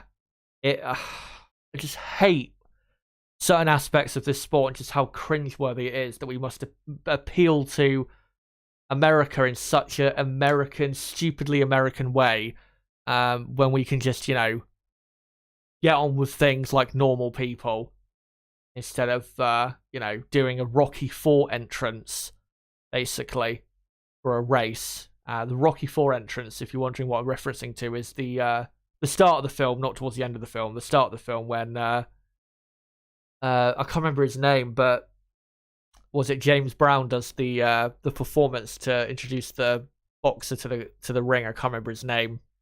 Yeah, you see what I mean. It's similar to that, and I it's so cringeworthy to me. I cannot stand it. So yeah, I will turn my TV back on very soon once they finish with the cringeworthy content, and then I'll get it back on screen. Magnum Opus Transport says just wait until Vegas. Yeah, I'm sure they're gonna have something just not just over the top. It'll be like outrageously over the top, and then the race will end up being just absolutely terrible. It's actually funny as well with this whole pre-race introduction they're doing, because it was brought up apparently in the driver's briefing on Friday that they do the whole GPDA meeting, I think on a Friday, and they also do a meeting, I think, with the stewards on a Friday as well.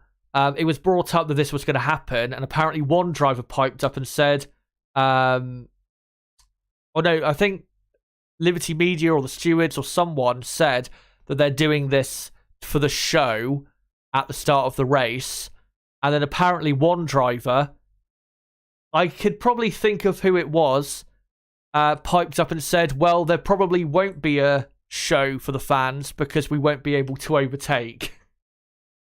Yeah, I think most likely that probably left the mouth of Max Verstappen, or, well, maybe not Fernando Alonso, because he actually supported the shortened DRS zones, but you get my point.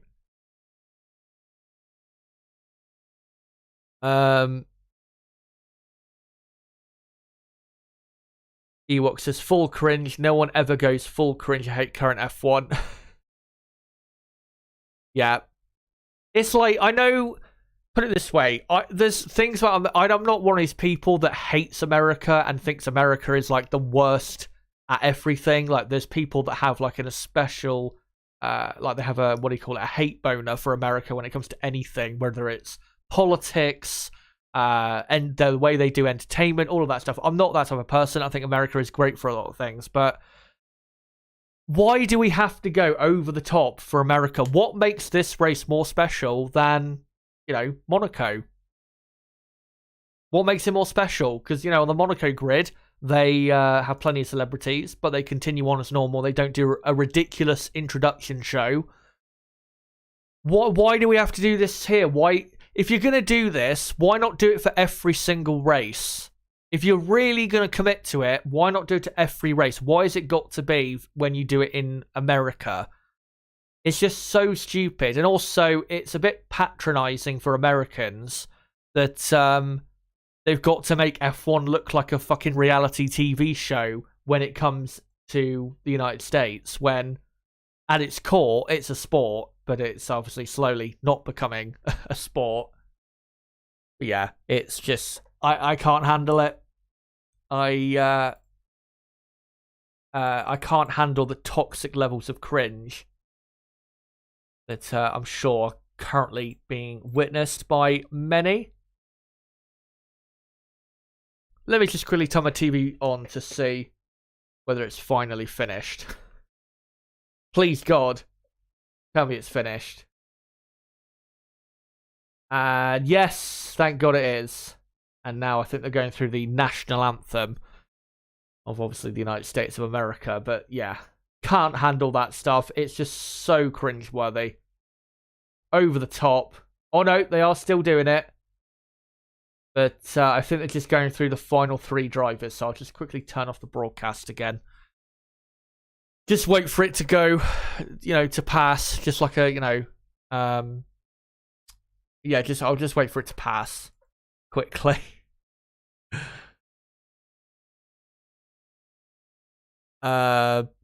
Money, that's what makes it more special. I mean, really? Is that it? I mean, it's not like in tennis where certain events have more prize money in that. And obviously, if F1 had a similar type of thing where if you finish in a certain position in a certain race, you'd get more prize money or more points. We don't have that in F1 where a certain race is more special than another one. Maybe you could say the sprint race weekends that appear at certain weekends make those certain weekends more special than others. But yeah, I don't think races should be treated massively differently in terms of importance. Frank Triggs says Americans amazed at a car turning right. Michael Gideon says American F1 fans think this is cringe, this crap aimed at non-fans. Even then, I don't understand why they're doing this. What's the fastest way to make something uncool? Tell everyone it's cool. True. Yeah, that's the thing. I don't even think Americans think it's like, or are like, wowed by this. And I'm currently looking at Twitter and people are saying that the driver introductions are absolutely terrible. So, yeah. Sounds terrible. Thankfully, I don't have to witness such an embarrassing event. And I can guarantee you, I will not be going back to watch it because that would be, well, not good for my mental health, put it that way. Oh, God. Turbo Power says they love a show. In fact, they wouldn't be American. I personally find it a bit cheesy. That's the thing is, though, I've seen other American sporting events. Not all of them are over the top, cheerleaders absolutely everywhere and shoved in your face. I know a lot of teams do have cheerleaders, of course, football, the NFL teams, what do you call it? Basketball teams. I know they all have like cheerleaders and that, but they don't shove all of that stuff in your face. They just bring you a lot of the time, not all the time, but a lot of the time, they just bring you the natural sporting event itself rather than just, setting the place on fire, fireworks and just glitz and glamour all over the place. And yeah, just absolutely stupid. And national anthem now being performed by no idea who. I have no idea who that is. As thankfully it's over, and there's Stefano Domenicali applauding. I'm sure, in his opinion, that was absolutely amazing, and he'll be introducing it for every American race and will probably make it 10 times more cringe in Las Vegas and Austin because Stefano only cares about the dollar. Thankfully, thankfully, it is now over. But guys, we have 11 and a half minutes to go until the race starts in Miami. So get your predictions in for what you think is going to happen in the race if you have not already. And just let me know how you think things will play out in the Miami Grand Prix. My prediction for the podium is Perez, Alonso, Verstappen. Let me know whether you agree or disagree with that prediction. Henkem says, Chaz, watch the Indy 500 in May. I do tend to watch some of the Indy 500. The issue is, though, normally because I cover the Monaco Grand Prix live on stream for quite a while, when the Indy 500 does happen later in the day, I'm pretty knackered and I just can't be bothered to watch all of it. But I am thinking more and more about possibly doing IndyCar stuff. Doing watch-alongs for IndyCar races and stuff like that. Yeah, I'm thinking maybe of bringing that, into what I do coverage-wise and stream-wise. Maybe I will. this year. Maybe I won't. I'm not sure. But I'm definitely considering it because I think IndyCar is a lot more in touch with what motorsport should be and what F1 should be a lot more about. Not completely about. I think IndyCar has its problems as well. But yeah, I think... I mean, if you've never seen IndyCar, I definitely recommend it to you, especially if you are in North America and you're able to watch it. It's quite exciting a lot of the time, and definitely the it's a lot more natural, and that's what makes it so good, rather than what happens in Formula One a lot of the time. Brother Moss says, I always love all the James Bond villain-looking people you see at F1 races. Yeah, just everyone who's like 6 foot plus with a pair of sunglasses on. And Red Bull on their Twitter just tweeted, well, ... That was quite something. So clearly they, didn't have... clearly they didn't have a great opinion of it. And I'm just trying to see what other people's opinions of it are. And yeah, people saying cringe, terrible, never again. Yeah. But trust me, it'll be back in probably Las Vegas, and they'll probably have about 10 trillion fireworks going off before and after the race to put Bahrain and Abu Dhabi to shame.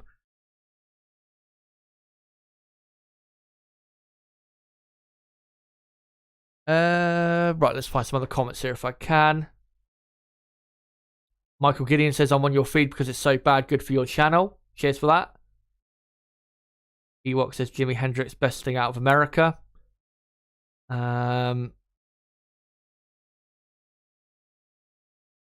Let's find some other comments here if I can quick.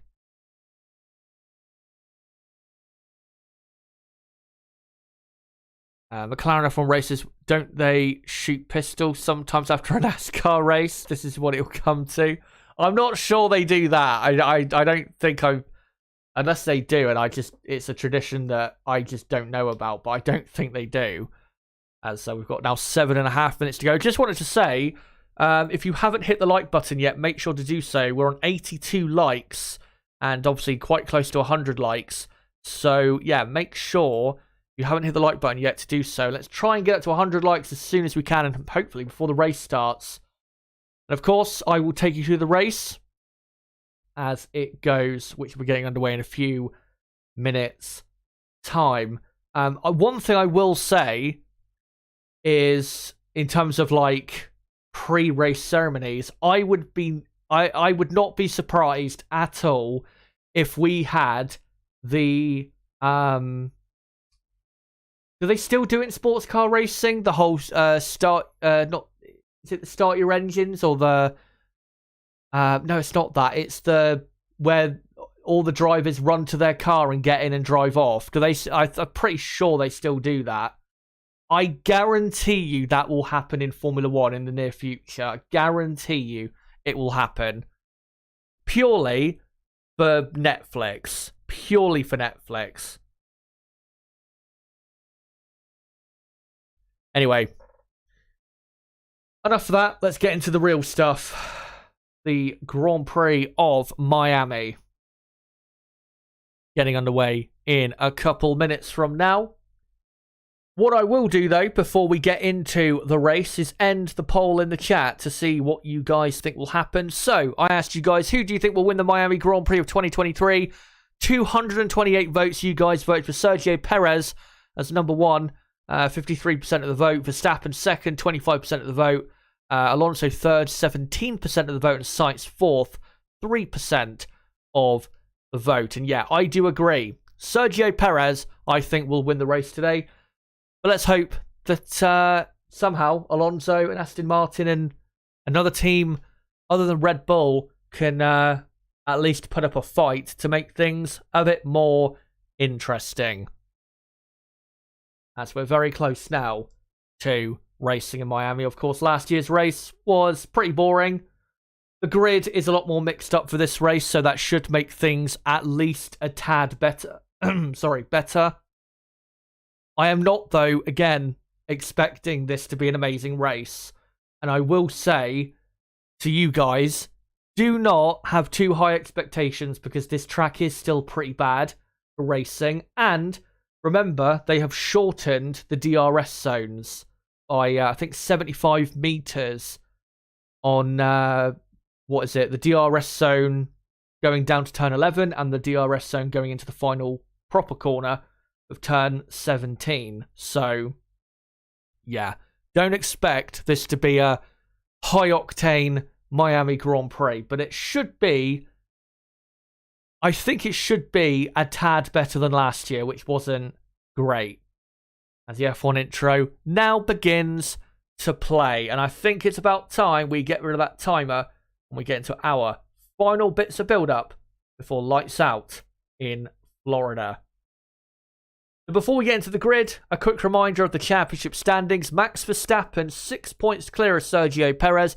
If Perez wins the race today, no matter what Verstappen does, Perez will officially lead the championship going into the Emilia-Romagna Grand Prix in 2 weeks' time. Alonso in third, if he can win today, which certainly makes some progress on the 2 Red Bulls ahead of him.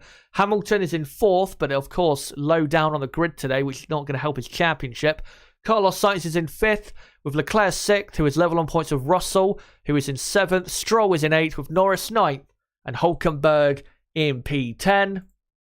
And on the constructor side, Red Bull are almost 100 points clear of Aston Martin already in the championship. Aston Martin second, and only 11 points ahead of Mercedes in third. Ferrari a lot closer now in fourth. McLaren are currently in fifth, but I think we'll struggle to hold on to that if they, don't score points today from their poor grid position. Alpine are in sixth, with Haas in seventh, Alfa Romeo eighth, AlphaTauri ninth, and Williams in P10. But let's now get into your starting grid for the 2023 Miami Grand Prix. On the front row, it is Sergio Perez and Fernando Alonso, just like it was in Jeddah. Of course, Alonso got off the grid better that time, but didn't keep the lead for long. On the second row, it is Carlos Sainz and Kevin Magnussen. On the third row, Pierre Gasly and George Russell. And on the fourth row, Charles Leclerc and Esteban Ocon. And completing the top 10, 2 drivers who've started alongside each other quite a bit in Formula 1. Max Verstappen, your world champion, and Valtteri Bottas, of course, ex-Mercedes driver. Just outside the top 10, Alex Albon and Nico Hülkenberg. 7-time world champion Lewis Hamilton, only 13th on the grid, just ahead of Zhou Guanyu in the Alfa Romeo. 15th and 16th is Nick De Vries and Lando Norris. Of course, Norris, a McLaren driver. De Vries used to be part of the McLaren Driver Academy. On the penultimate row of the grid, it is Yuki Tsunoda and Lance Stroll in the Aston Martin. And on the back row, Oscar Piastri and Logan Sargent. Of course, Sargent racing at his home Grand Prix for the first time in his Formula 1 career. But now, let's get into this race. And of course, the formation lap will get underway in the next, say, 90 seconds or so. And once it does, I'll let you know, obviously, when it does get underway.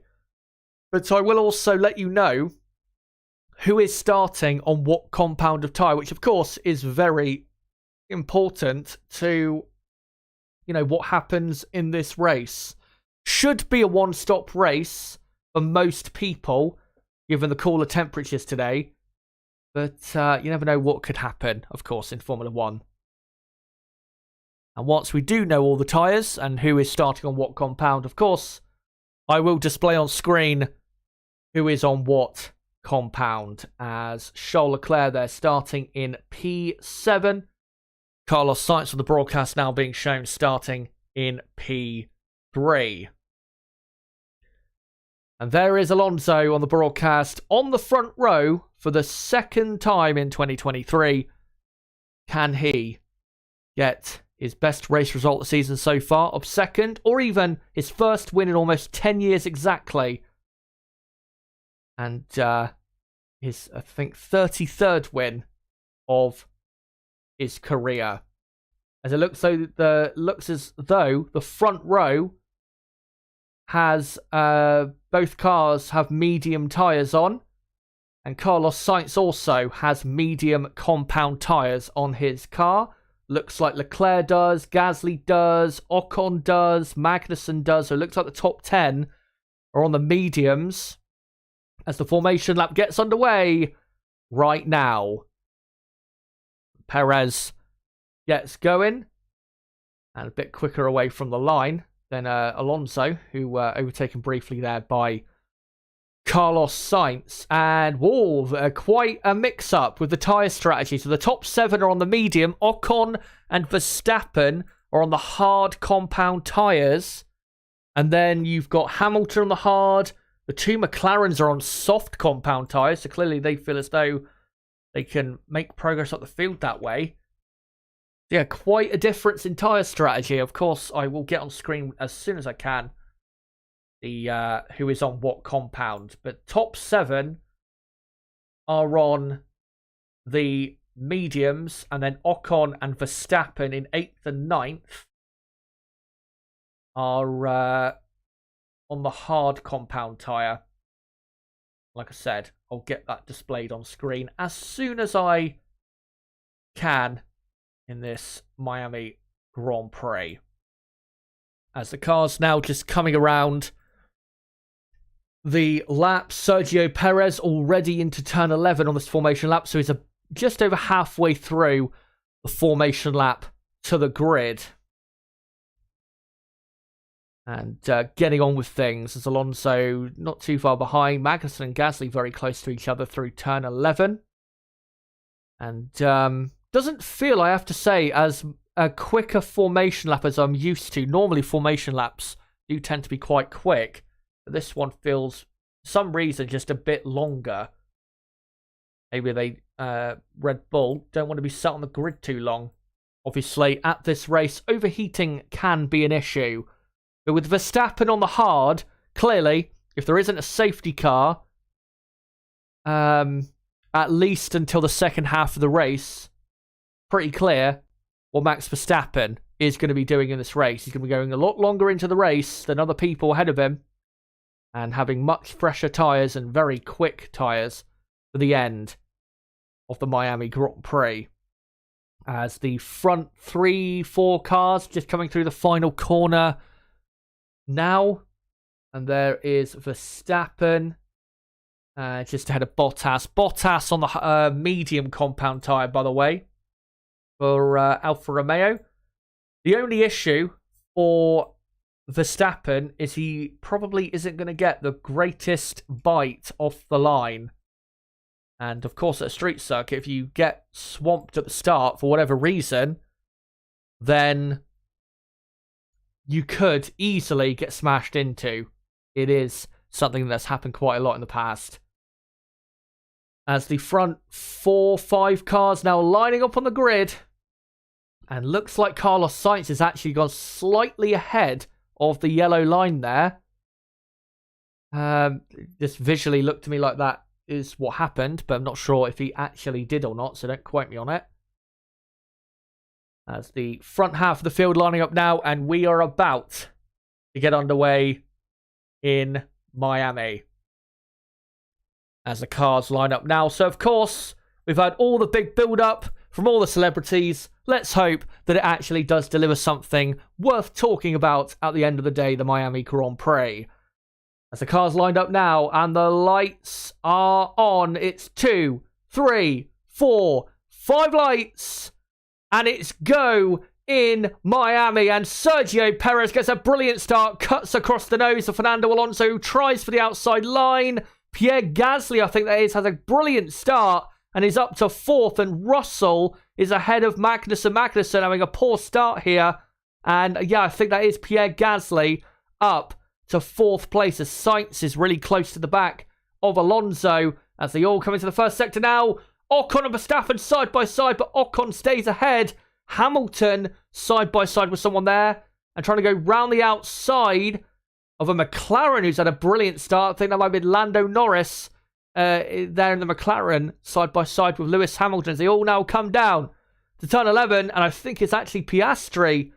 Or is it Piastri or Norris? I can't quite see. As they come down to turn 11 now, and towards the rear of the field, plenty of cars side by side. Leclerc passes Magnussen into turn 11. Key move there. And Bottas is actually ahead of Verstappen. It's a brilliant start for the Finn, as Verstappen has now got ahead of Ocon. The hard tyres not working that great, but not a terrible start for him, as Hamilton has had an okay start. He's still in 13th, and it was Piastri who has gone up to 14th. What a start from the Australian, and he's right into it here. So it is Perez from Alonso, Sainz, Gasly, Russell, Leclerc, and then Magnussen, Bottas, Verstappen and Ocon is your top 10, as we're on lap 2 out of 57. Any overtaking into turn 1? No. Maybe towards the rear of the field, I think between Tsunoda and Zhou. Can't see what happened as to the result of that little bit of racing. And Tsunoda is still ahead, I believe, but it is now lap 2 out of 57. And it is Perez leading, Alonso from Sainz, Gasly, Russell, Leclerc, Magnussen, Bottas, Verstappen, Ocon, Hülkenberg in 11th, and then Albon, Hamilton, Piastri. Brilliant start again, up to 14th. And then Tsunoda in 15th, with Zhou in 16th. Any overtaking into turn 11? Verstappen, overtaking Valtteri Bottas down the inside. So Verstappen is up to 8th. And Hamilton is in 13th, Piastri 14th, Tsunoda 15th, Zhou 16th, Lance Stroll 17th, Sargent 18th. And then Lando Norris is 19th, with Nick De Vries in 20th position. So plenty of changes at the start outside the top 3. As Sergio Perez is pulling away from Alonso, but maybe not as quick as I thought he would. Only 1.2 seconds the gap as they cross the line to start lap 3. And Perez, thankfully, has broken over a second ahead, meaning Alonso obviously won't get DRS on Perez. Carlos Sainz, though, will be able to activate his DRS against Alonso, as Sainz is only about 9 tenths behind, as Logan Sargent has pitted and looks like a broken front wing to me. The right hand, or for him, as he's driving, the left hand end plate off his car. That is a shame, because he had a good start there, up a couple positions, but he's now down where he started this race. But let me just quickly see if I can do the tyres, as we're on lap 3 out of 57. And Pierre Gasly right on the back of Carlos Sainz, as Kevin Magnussen overtaking Charles Leclerc. That is a massive surprise. Magnussen overtaking Leclerc. I thought Leclerc would have got on after the cars ahead, but Ferrari really suffering. You got Gasly all over the back of Sainz. And Magnussen now past the Ferrari. So Magnussen up to 6th, as Verstappen right behind Leclerc. DRS is activated, and Leclerc is going back past Magnussen, or is he not? No, he is. Up the inside. Magnussen, though, needs to try to get a good exit. And Magnussen very close to the wall, as Alonso is closed in on Perez, and Magnussen trying to go round the outside, and Verstappen ends up taking the pair of them. And Max is up to 6th place. Magnussen went for the outside for turn 1. Max went for the inside, and he is up to 6th. And Magnussen did get back ahead of Charles Leclerc, as we're on lap 4 out of 57, and plenty of racing so far. And Perez, the gap did go down to under a second as they crossed the line to start the lap 4, but now it's gone back up to 1.4 seconds. Pierre Gasly within a second of Carlos Sainz as they come down to turn 11. But and here is Hülkenberg on Ocon, round the outside into turn 11, but nothing going. Yeah, great to see the field so close on performance. And there are no other... there are no position changes. I was going to say Sargent, but of course I remembered that he pitted for a new front wing. And Sargent is now on the medium compound tyres at the bottom. I will get the tyres on screen, guys, in the next minute or so. Just need to try and get all of them done. As we're on lap 5 now, out of 57. And here's a replay of the start. So Sergio Perez, brilliant start, cut across Alonso, so Alonso didn't have a look down the inside and covered his base well. Brilliant start from Russell, charging down the inside of Magnussen. Great start from Gasly as well. Very important from Gasly that he did what he did, because that's going to really make Alpine's race. And then some racing further behind. Here's Hamilton on the hard tyres. Gets a better start than Hülkenberg. Much better start. And then goes for the middle of turn 1. And gets stuck in a sandwich and has to back out. And he touched Hülkenberg. And then tried to have a go back at him on the exit of turn 3. But Hülkenberg was too far ahead. And here's a replay of De Vries. He started 15th. He's now 18th. And yeah, McLaren there, Piastri shooting past and actually hit the back. Or was that Norris? I think, no, that was Lando Norris. That's why Norris had a poor start. De Vries went into the back of him. And here's a replay. Brilliant move from Verstappen. Magnussen went round the outside of Leclerc. Verstappen decided to go for the inside and took both of them into the first corner. Expert stuff from the world champion, as Lando Norris has pitted, and that's why he's in 19th, and he's gone for a set of hard tyres. McLaren trying a peculiar strategy, as they're now down to 19th.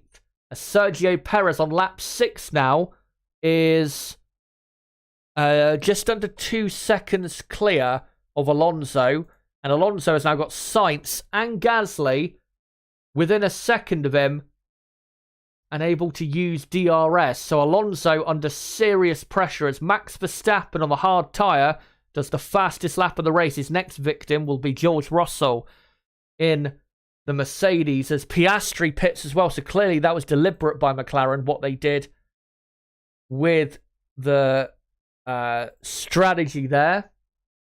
And yeah, Sainz and Gasly really starting to close up now to Alonso, and Verstappen starting to close up to Russell. But let me just, get these tyres on the screen when I can. So, Sargent on the medium.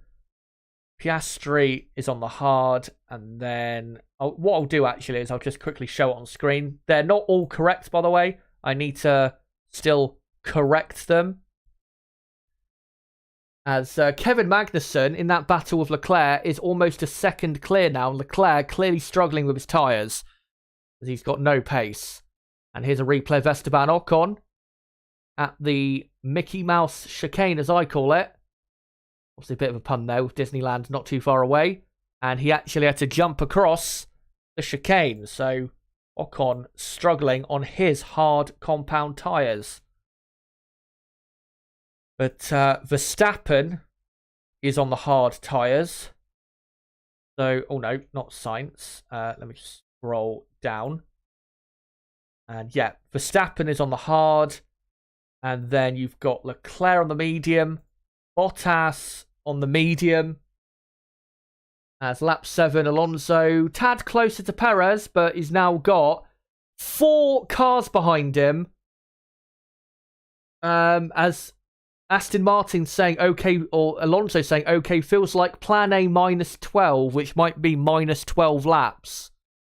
So they might have to go shorter with their first stint here. What was I going to say? Yeah, he's got 4 cars that are able to activate their DRS behind him, of Sainz, Gasly, Russell, and Verstappen. Oh, God. let me not do that. Ocon is obviously on the hard. And then you've got Albon on the medium. Hamilton is on the hard. Sonoda is on the hard. As Verstappen having a look at Russell through the final corner. But because Russell has got DRS activation from the back of Gasly, Verstappen having a tough time overtaking. But will he send it into turn one? Nope, he thinks better of it. But this is what is going to hurt Verstappen, is if this DRS train continues, because obviously he's got a very quick car, but he can't use it as... Right, so De Vries is in 17th, and De Vries is on the medium... Oh no, not Stroll. De Vries, sorry, is on the medium compound tyre. So, and Logan Sargent is actually on the hard tyre, not the medium. So the tyres on the screen, on my screen, are all now correct. So the only drivers on the medium: Perez, Alonso, Sainz, Gasly, Russell, Magnussen, Leclerc. Ocon has actually overtaken Valtteri Bottas. I need to make sure to correct that. But Bottas is on the medium, and so is Albon, as there's a replay of Hulkenberg, I think, trying to have a go at Bottas. I couldn't quite see. I had just quickly looked away as Gasly has fallen over a second behind Sainz. So now Gasly causing a bit of a train. And Verstappen going to send it into the final corner on George Russell. That was from quite a long way back. But Russell didn't even defend because he knows that Red Bull car is in a different race to what he's in. As we're on lap 9 out of 57. And to be honest, Max Verstappen, Max is on the harder tyre, which is clearly working better right now. And he's only maybe not 3 or 4, but he's more like 4 or 5 seconds off the lead after just 9 laps. So Max Verstappen could legitimately win this race. And just a replay of him, sending it down the inside, and Russell decided not to fight it because, not in the same race as the what do you call it? As the Red Bull. And obviously Bottas on the medium, Hulkenberg on the hard. Oh, sorry, no, wrong one. So Bottas on the medium, Hulkenberg on the hard, and then Albon on the medium. Is now Gasly under quite a bit of pressure from Verstappen and Russell behind. Gasly, I didn't see if he made a mistake or not, but losing that DRS activation from the cars ahead has really become an issue, as Gasly under pressure from Verstappen into the final corner, and Gasly literally lets him go through. And that is just an indication as to the driver's mindset when it comes to fighting Red Bull at the moment. They don't even want to because, well, what's the point? As Russell down the inside of Gasly for turn 1. And brilliant opportunist overtake from George Russell. And he's up to 5th place. Gasly caught napping. And that right there is proof why, you shouldn't be letting drivers through that easily like Gasly did, because he fell asleep and let Russell come on through. As, Verstappen obviously in 4th. Now on the hard compound tyre, as we are on lap 10 of 57. And already quite a bit has happened in this race. As here's a replay. And Russell getting a great run. Gasly defended to the middle, but he didn't defend the inside hard enough. And he let Russell go. But Gasly shouldn't, I hope, doesn't fall away too badly, because, he already has over a second, or just about a second behind now, because Alpine should be quick enough to stay with Russell, I think, as Magnussen really showing some impressive speed. He's 1.1 seconds clear of Leclerc in the battle for 7th, and that Haas looks very quick, as here is a gigantic train from Bottas all the way down to Lance Stroll. And all of them got DRS, but none of them can overtake because none of them are close enough into the final corner. But Hamilton definitely looks racy and looks as though he has got definitely a much faster car than the cars he's racing. As we're on lap 11, and Perez only 2 seconds clear of Alonso. Don't know if Perez is just really saving and babying his tyres, but that Red Bull on the mediums compared to the Aston Martin is not doing too well right now. Aston Martin not doing amazing pace either, to be honest, as Ferrari of Carlos Sainz is not too far behind. As Russell says, my gut tells me it's going to be a Plan A race, which I would imagine would be a one-stop strategy. As Hamilton, as they come down into turn 11, way too far behind to go for a move on Alex Albon. But yeah, big train of cars behind Bottas, who's doing well, to be honest, to still be in P10. As the battle for 7th is hotting up. Magnussen now has Leclerc hot on his tail, only 7 tenths behind, and Ocon within a second of Leclerc, so both those drivers have DRS on Kevin Magnussen.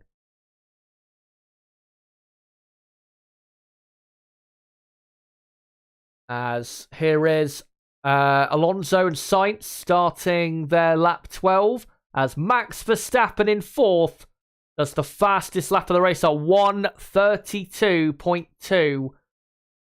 And yeah, on those hard tyres, he is looking very good here. As Leclerc, yeah, got close to Magnussen there, but not close enough for an overtake. But I think Magnussen's pace right now is pretty good. He's not too far behind Gasly in front. And really, if you look through the top 10, the pace difference is not massive. Perez, I mean, on lap 12, is only 3, 4, 6. He's only 7 or 8 seconds ahead of Gasly in the Alpine in 6th. So there isn't a massive pace difference through the field right now.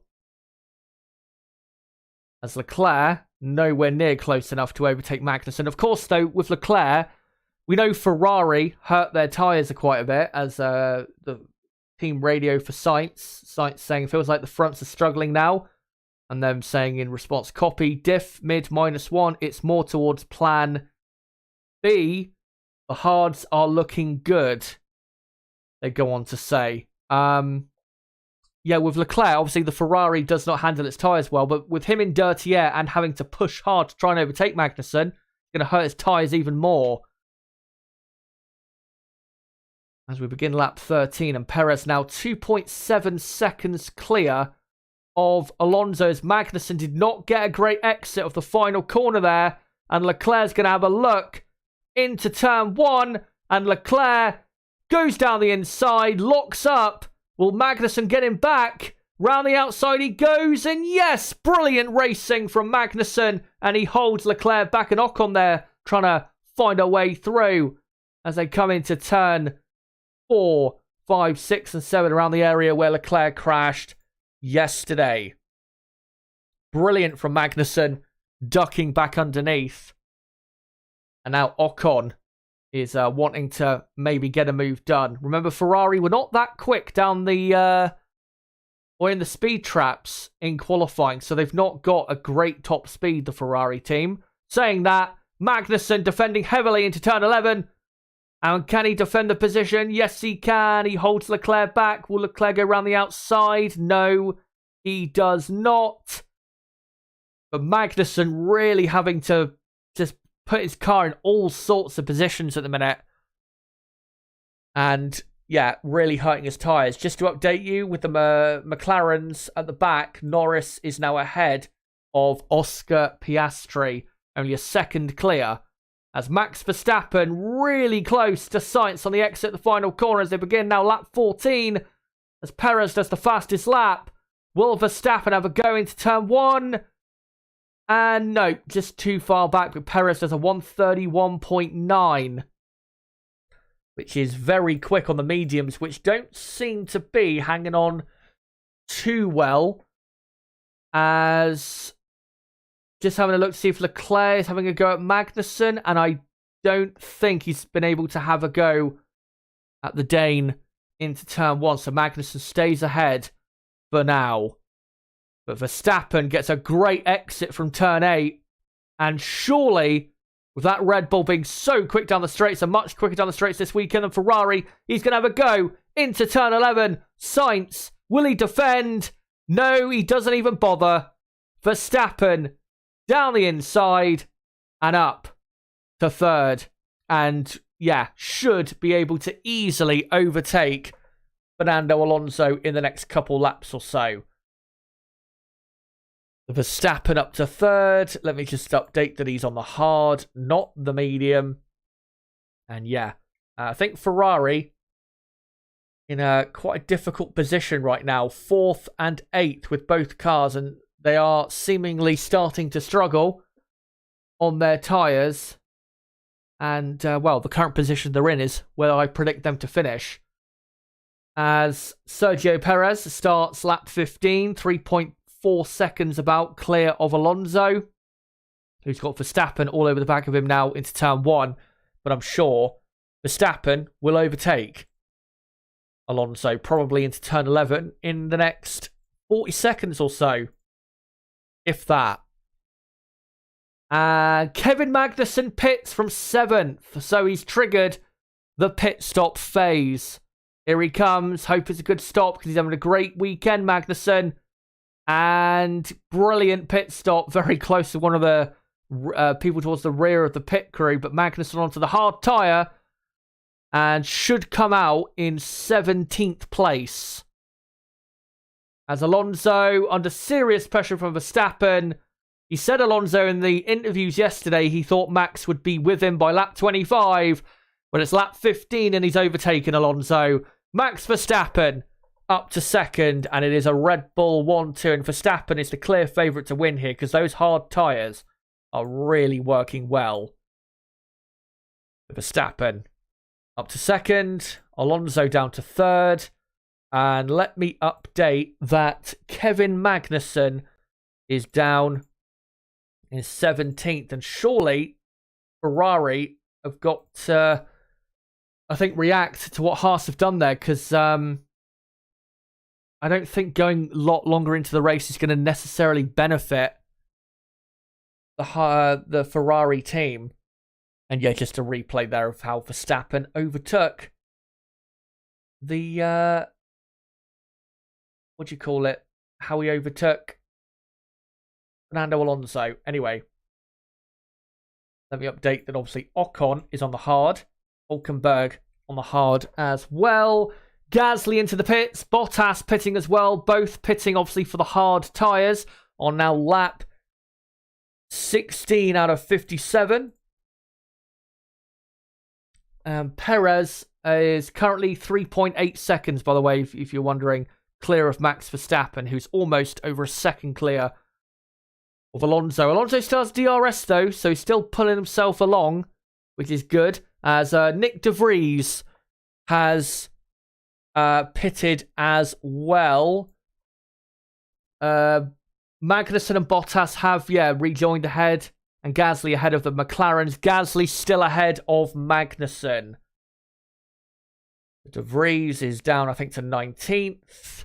And is a replay of Lewis Hamilton overtaking, I think, Alex Albon. Yes. Hamilton is now, he's currently in 9th. I just need to update the positions, though. Gasly is down to 14th. As Sainz right on the back of Alonso here as they begin lap 17. Perez saying my front right is starting to give up a bit, and that'll only be that'll be brilliant news obviously for Verstappen behind, as we've got about 40 laps to go now. What's already been a pretty exciting race.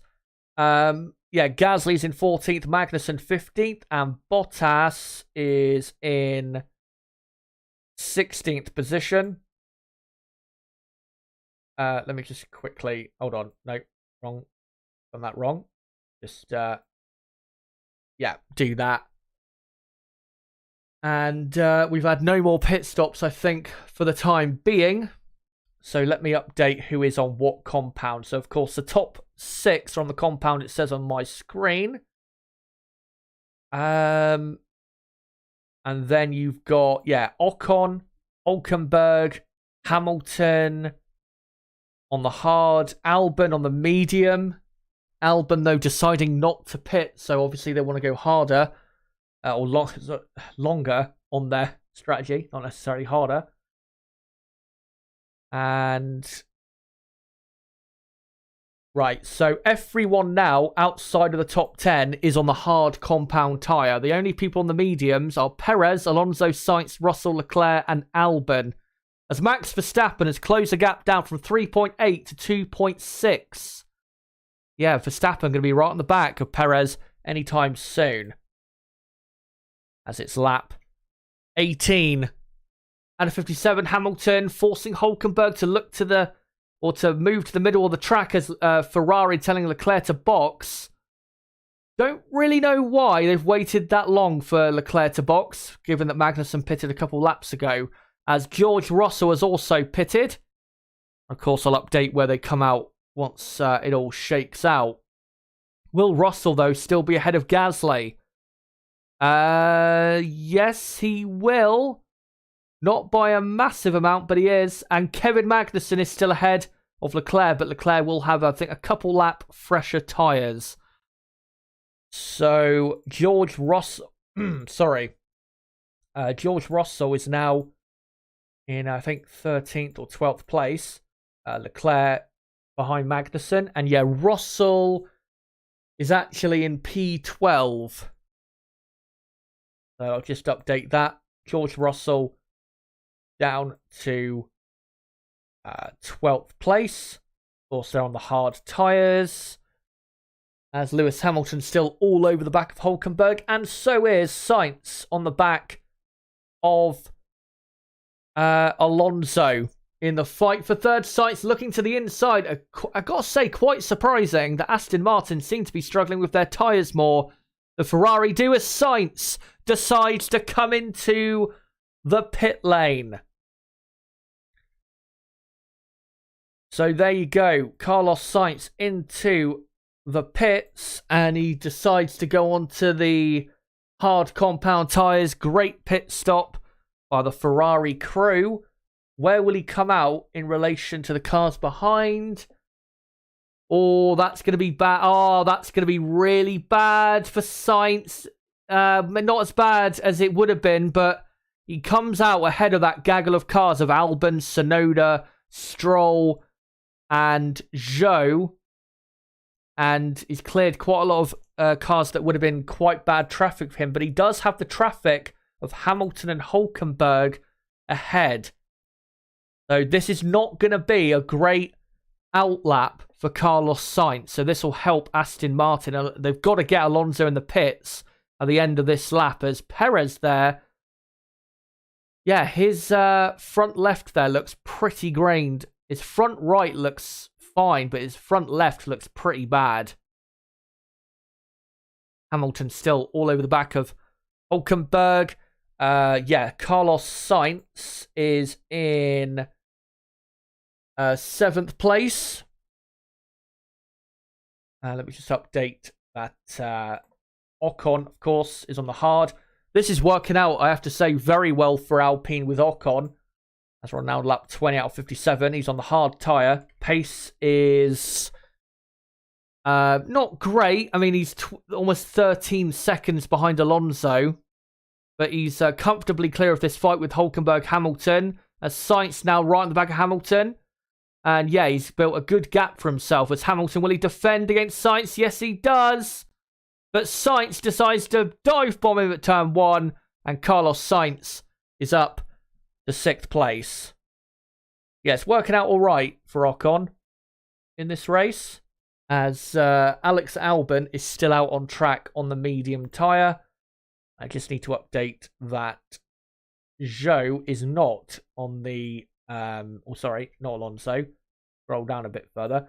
Zhou is not on the medium. He's on the hard. And almost everyone now is on the hard compound tyre. The only drivers on the medium who haven't pitted as well are Perez, Alonso, and Albon. As Max Verstappen is 1.3 seconds now behind Sergio Perez, and looks as though Red Bull are preparing to bring him in. And Perez, I've got to say, has not had a great first stint on pace, as this is Sainz now right on the back of Hülkenberg, and he should, you'd think, be able to get a move done, as Perez on lap 21 now comes into the pits from the lead. But Verstappen obviously will be able to go quite a bit longer, and Perez, good pit stop, 2.2 seconds, hard compound tyres, and he should come out in 5th place, yes. Oh no, 4th place, sorry. Just ahead of that gaggle of cars, Hülkenberg, Sainz and Hamilton, as Carlos Sainz now overtakes Hülkenberg. So Sainz is up to 5th. Aston Martin clearly feel as though fresher tyres for later on is the better option to go for. But Perez, down to 4th. And let me just update the tyres. So you've got Verstappen obviously on the hard, Alonso on the medium, Ocon on the hard, and then everybody else behind on the hard except for Alex Albon. And what a race we've had so far. It's been a lot of action, a lot of overtaking, lots of interesting strategy. And to be honest, I hope there isn't a safety car or anything like that, because it would ruin, I think, this race. As, oh no, Carlos Sainz, what have you done? Incident has been noted for speeding in the pit lane. What the fuck have you done? As Verstappen is left front there, really starting to rip apart. I mean, his tyres are working a lot better than Alonso's mediums behind. But, what a disaster for Sainz there. That is going to be an automatic penalty of at least 5 seconds. As Lewis Hamilton all over the back of Hülkenberg and Tsunoda side by side with Albon in the final corner, and Tsunoda is ahead as Verstappen complaining about the upshifts on his car, and Tsunoda now got Albon all over the back of him, and Albon having a go maybe around the outside, and Lance Stroll forcing his way up the inside. It's going to be contact. Oh, somehow there is not, and they all get through unscathed as Stroll, we haven't talked about him at all yet, is in P10 as Russell is having a look at Stroll into turn 4. But Albon loses position there to Tsunoda on now lap 22 out of 57. As there is Sergio Perez overtaking Esteban Ocon for 3rd. So Perez now into P3, and Ocon obviously doing his own race. And I got to say, Tsunoda is looking good. He's only 3 seconds behind Lewis Hamilton, who's in 7th. Obviously, Tsunoda hasn't pitted yet, and a lot of drivers behind have. But it's working out well for him. One thing I do need to update is that Zhou Guan Yu has pitted and has come out somehow in 3rd, or has he pitted? I think actually, no, he hasn't. So Zhou Guan Yu was not pitted, and we're now on lap 23.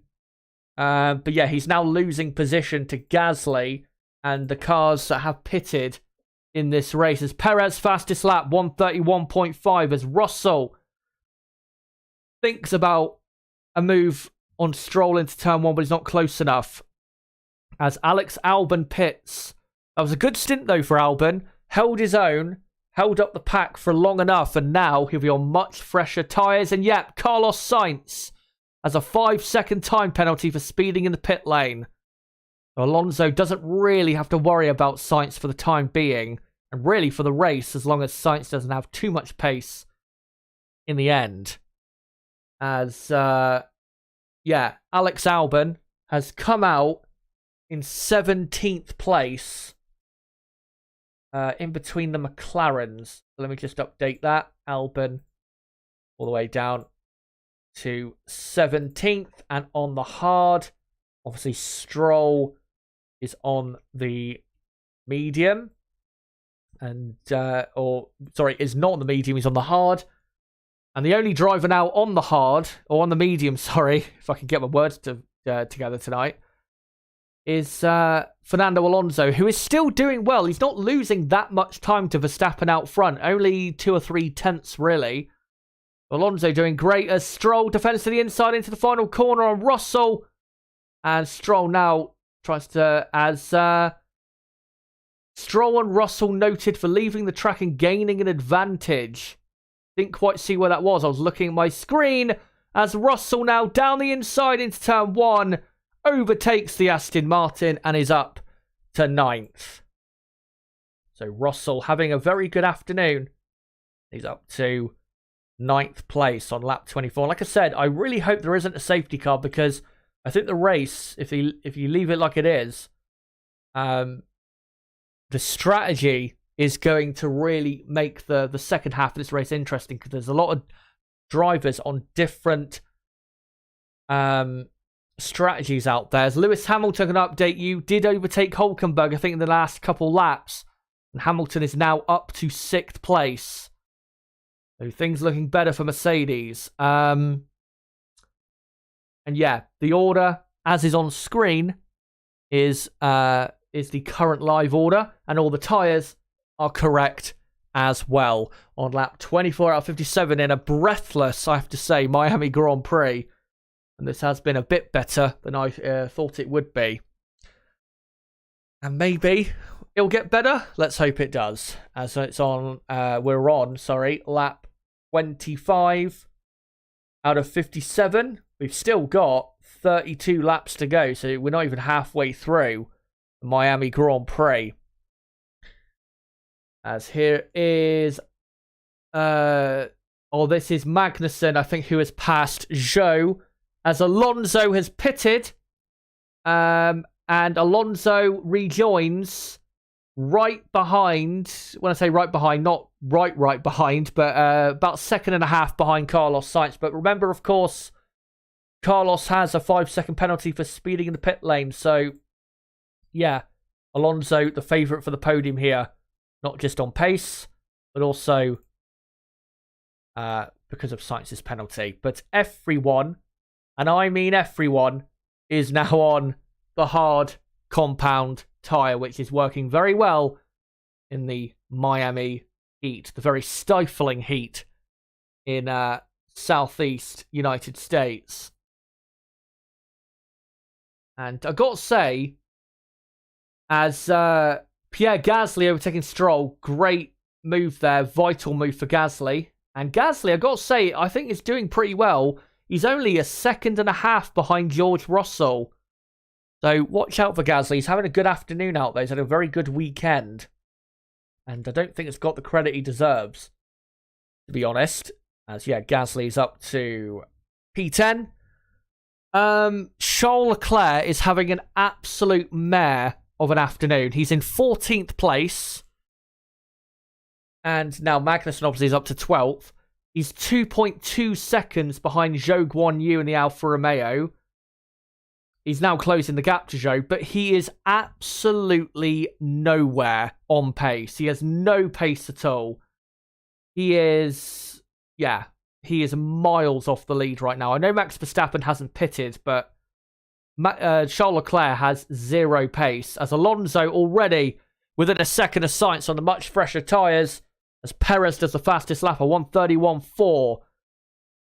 Here is Yuki Tsunoda, who's now got George Russell right on his tail. And I think Russell is probably going to get this move done into turn 11. As they come down to turn 11, here is Alonso on Sainz. Sainz defends hard enough into 11. And Russell has got past Tsunoda, so Russell up to 8th. Obviously, Russell, he'll be interested in what's going on with Sainz because he's not too far behind with Sainz's penalty.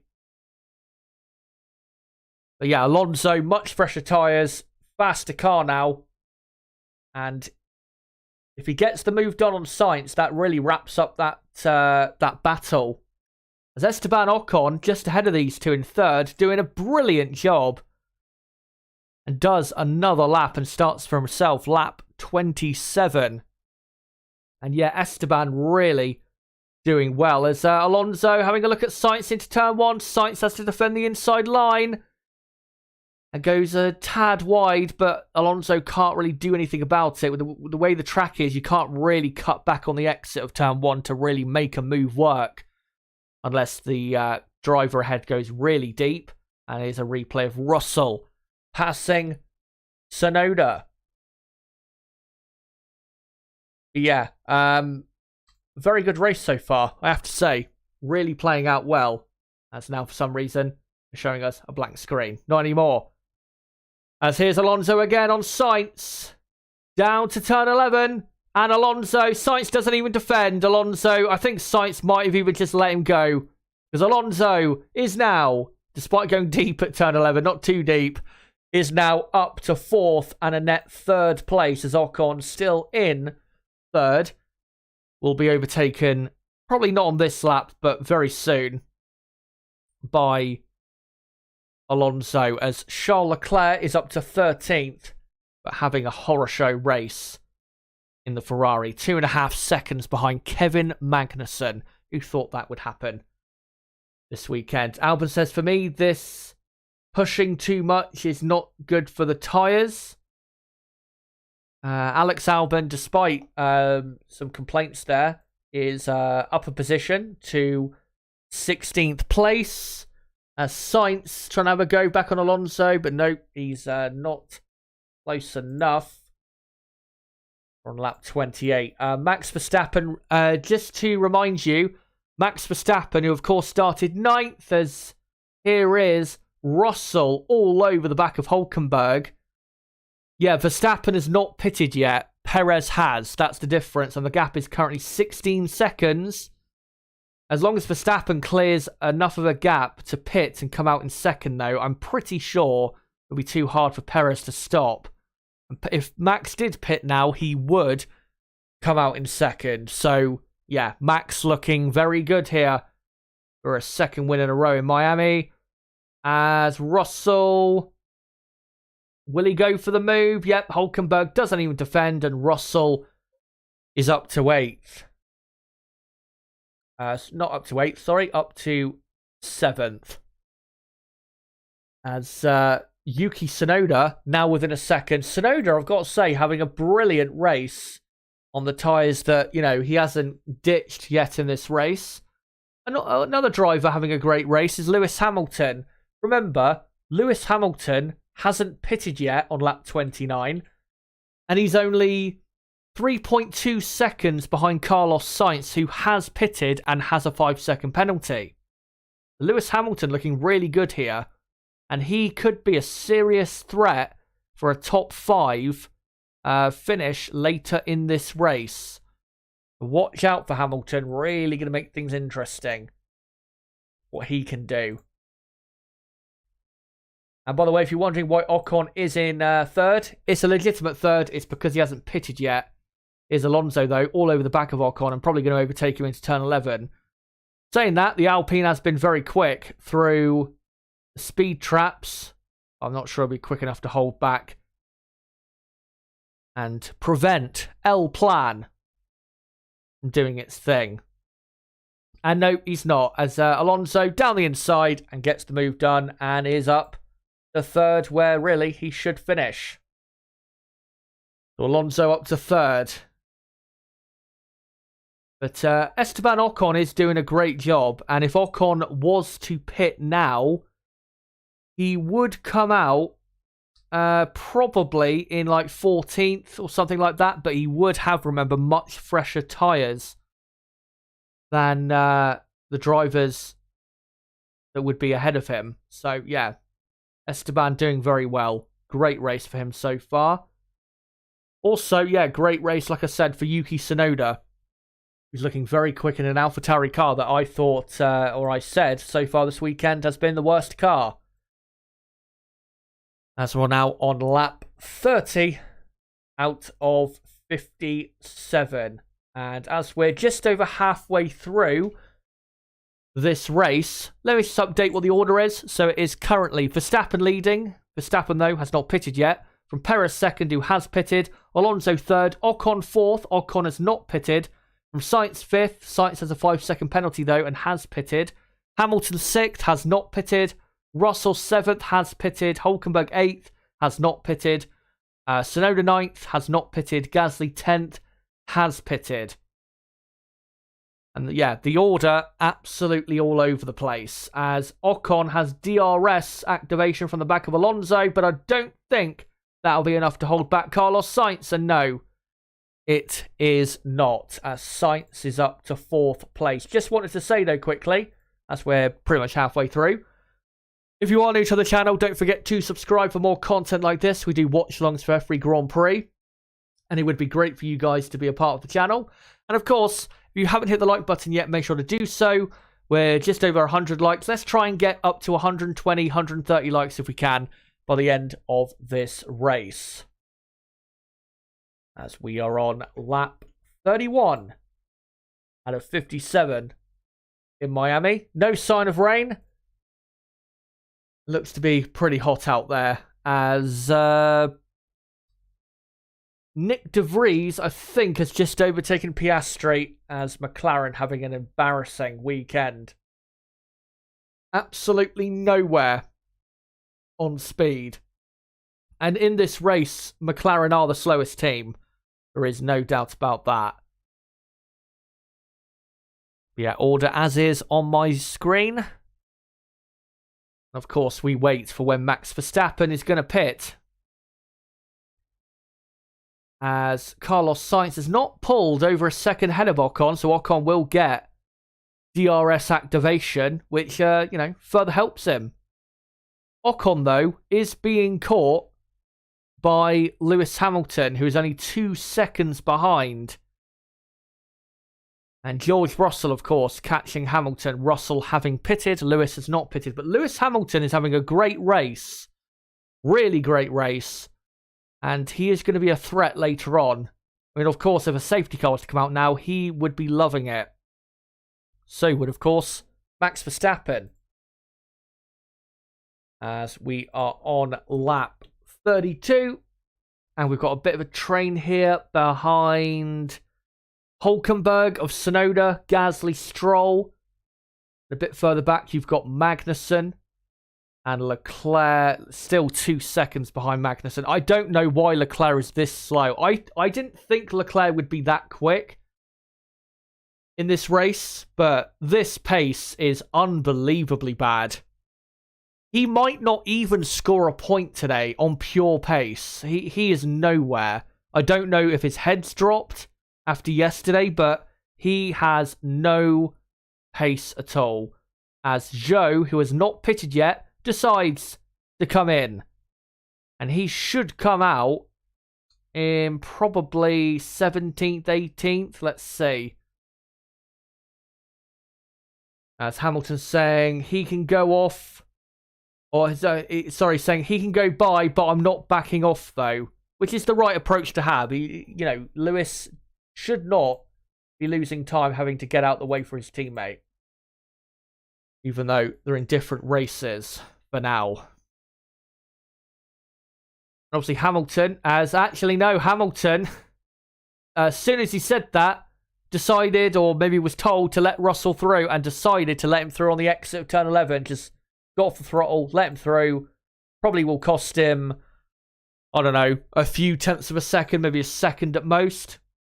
And Russell is on his way. And George Russell is only 3.5 seconds behind Carlos Sainz. And remember, again, Sainz has that penalty. So George Russell at the minute is on course for 4th place, which would be a brilliant result after the disaster of yesterday. And yeah, train really beginning to form behind Nico Hülkenberg on lap 33. Of Tsunoda, Gasly, Stroll, and not too far behind Magnussen. And Charles Leclerc has suddenly decided to pick up his pace. Joe in 17th has pitted for the mediums. Of course, you have to use 2 different types of compound in a dry race. So Hamilton, Ocon, Hülkenberg, Tsunoda, Stroll as Tsunoda there passing the Haas of Hulkenberg. And I don't know if Hulkenberg's got a problem. I didn't quite see there. I was looking at something else. As Ocon has passed Carlos Sainz for some reason. No idea what's happened there unless Sainz has got a problem. As Stroll down the inside of Gasly. Does he get the position back? No, he does not. Gasly stays ahead. And Magnussen right behind. But I didn't quite see what happened there with Tsunoda and Hulkenberg. But I saw Tsunoda just the end of it. Him going through. But yeah, the train behind these lot really is getting quite messy on lap 34. As they're all going to be side by side. Maybe into the final corner. Maybe. Nope, not quite. Bit too far back is Gasly on Hulkenberg. But Tsunoda continues his great race. Just need to update that Russell is ahead of Hamilton. And yeah, Carlos Sainz, he's fallen behind Ocon. And now he's all over the back of him again. So I have no idea what's happened for Carlos Sainz. As Hulkenberg has come into the pits for a new set of tyres, and it'll be a medium set. Hopefully he doesn't wear them out too badly. But will he come out ahead of Zhou Guanyu? Where is Zhou? And yeah, he'll come out easily ahead. So Hulkenberg does have quite a bit of clean air in between Norris and Zhou. As this is Carlos Sainz overtaking Esteban Ocon again. Yeah, no idea what happened for Sainz, but he did lose position to Ocon and then has repassed him again. Leclerc saying the car is jumping all over the place. Maybe explains why it's so slow. Here's a replay of Sainz overtaking Ocon, but I don't know why Sainz. Didn't he overtake Ocon? Or was he already behind? I can't remember. Obviously, there's so much happening in this race. It's hard to keep up with exactly what is happening in this race. But I'm pretty sure Sainz was ahead of him. So, yeah, I don't quite understand why Ocon got back ahead. I'm pretty sure Sainz was ahead. And obviously, Sainz having whatever moment he had benefits only George Russell behind, who continues to close the gap. But, yeah, your order on screen is as is. And let me just update that Nico Hulkenberg is also on the medium tyres. Lewis Hamilton, if he was to pit now, would come out probably in, I don't know, 14th place, maybe at worst. So Hamilton, obviously that sounds bad, but he would be, you'd think, quite quick to fly back through the field. But given how well these hard tyres are performing, Hamilton really needs to do as many laps on these hard tyres as he can and stick with his teammate for as long as he can. As Max Verstappen, who still hasn't pitted, does a 1:31.2, a new fastest lap of the race. Statement of intent that he isn't going anywhere. And it seems to me that the people who haven't pitted yet and are on the hard tyres, that their pace really isn't dropping off. It's just stabilising. They're not suffering with a massive amount of degradation. As George Russell here, is he going to overtake Ocon into turn one? He's got to, and he does. Vital move for Russell, and now Russell only 1.2 seconds behind Sainz, who has that penalty. The Russell up to P5. It will be interesting to see how the drivers who, the drivers who haven't pitted yet, it'll be interesting to see how they do. Here's a replay of Magnussen cutting the chicane of turn 14-15. And Magnussen right behind Lance Stroll in the battle for what is right now the final point. But obviously Magnussen has pitted, Stroll has not. But this has been, quite a mental race. I mean, Red Bull clearly the quickest team. Aston Martin, I think in race pace terms, clearly second with Alonso. But after that, it's anyone's game, really, throughout the entire field. And definitely making things a lot more interesting, as this is... What are we looking at? This is Charles Leclerc behind Kevin Magnussen in the battle for 11th place. Leclerc pretty close on the exit of turn 16 as Perez does the fastest lap now, 1:31.1. Very, very good pace out front, I have to say. And Leclerc, is he going to go for the move? Yes, he does. Magnussen not even going to defend. But will Magnussen just decide to get a better exit and try and get him back into turn 1? He gets a good exit. Will he go for the move into turn 1? Let's see. Magnussen, DRS wide open. Leclerc defends, and Magnussen sends it down the inside. Leclerc has to get out the way. Magnussen insisted that he was having the inside line, and Leclerc, nothing he could do about it, and falling really for the trap that Kevin laid the young Monegasque. As on lap 37, I think Yuki Tsunoda has pitted as Nico Hülkenberg has just done the fastest lap of the race on a 1:30.9. So those mediums coming alive. And Tsunoda as George Russell overtakes Carlos Sainz. So Russell up to 4th, and Carlos Sainz has got absolutely no pace. Ocon behind as Leclerc tries again to overtake Magnussen. Yes, Sainz has got Ocon still right on his tail, and Ocon's not even pitted yet. He's been on those tyres 38 laps. Carlos has been on these tyres for only 18 laps? Where is Ferrari's pace? As Leclerc still can't do anything about Magnussen ahead. And right, so let me just update that Hülkenberg is ahead of Norris. And yeah, Hülkenberg now has the fastest lap of the race. Tsunoda is down in 14th place. Here is Leclerc, though. Great exit from the final corner. Surely gets the move done. And he does.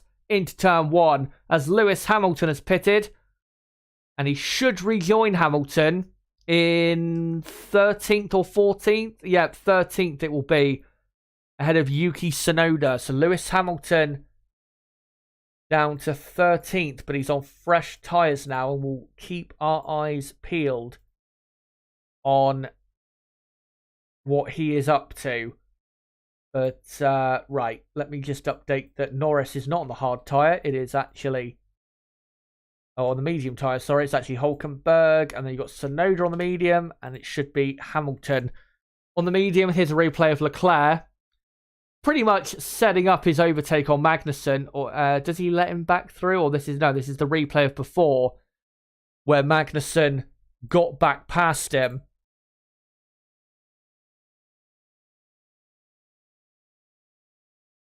And Leclerc eventually, though, not allowing Kevin to play his game anymore. But can Leclerc actually pull away and do anything? Because Leclerc, he is up now to 9th place, but you've now got a whole host of cars behind who have now pitted. And Russell saying, that's how we roll. Yeah, Mercedes' race pace has been very, very good. And surprisingly strong. As Max Verstappen is now pulling away from Sergio Perez. The gap now up to 17 seconds.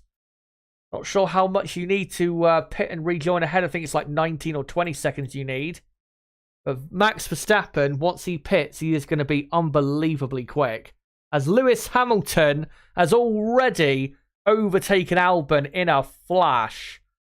Watch out for Lewis Hamilton. He is going to be unbelievably quick towards the end of this race. As, yeah, he's on the medium with Albon on the hard. And Lewis Hamilton already within half a second of Valtteri Bottas, his ex-teammate, who is just ahead of him. As, oh, hold on.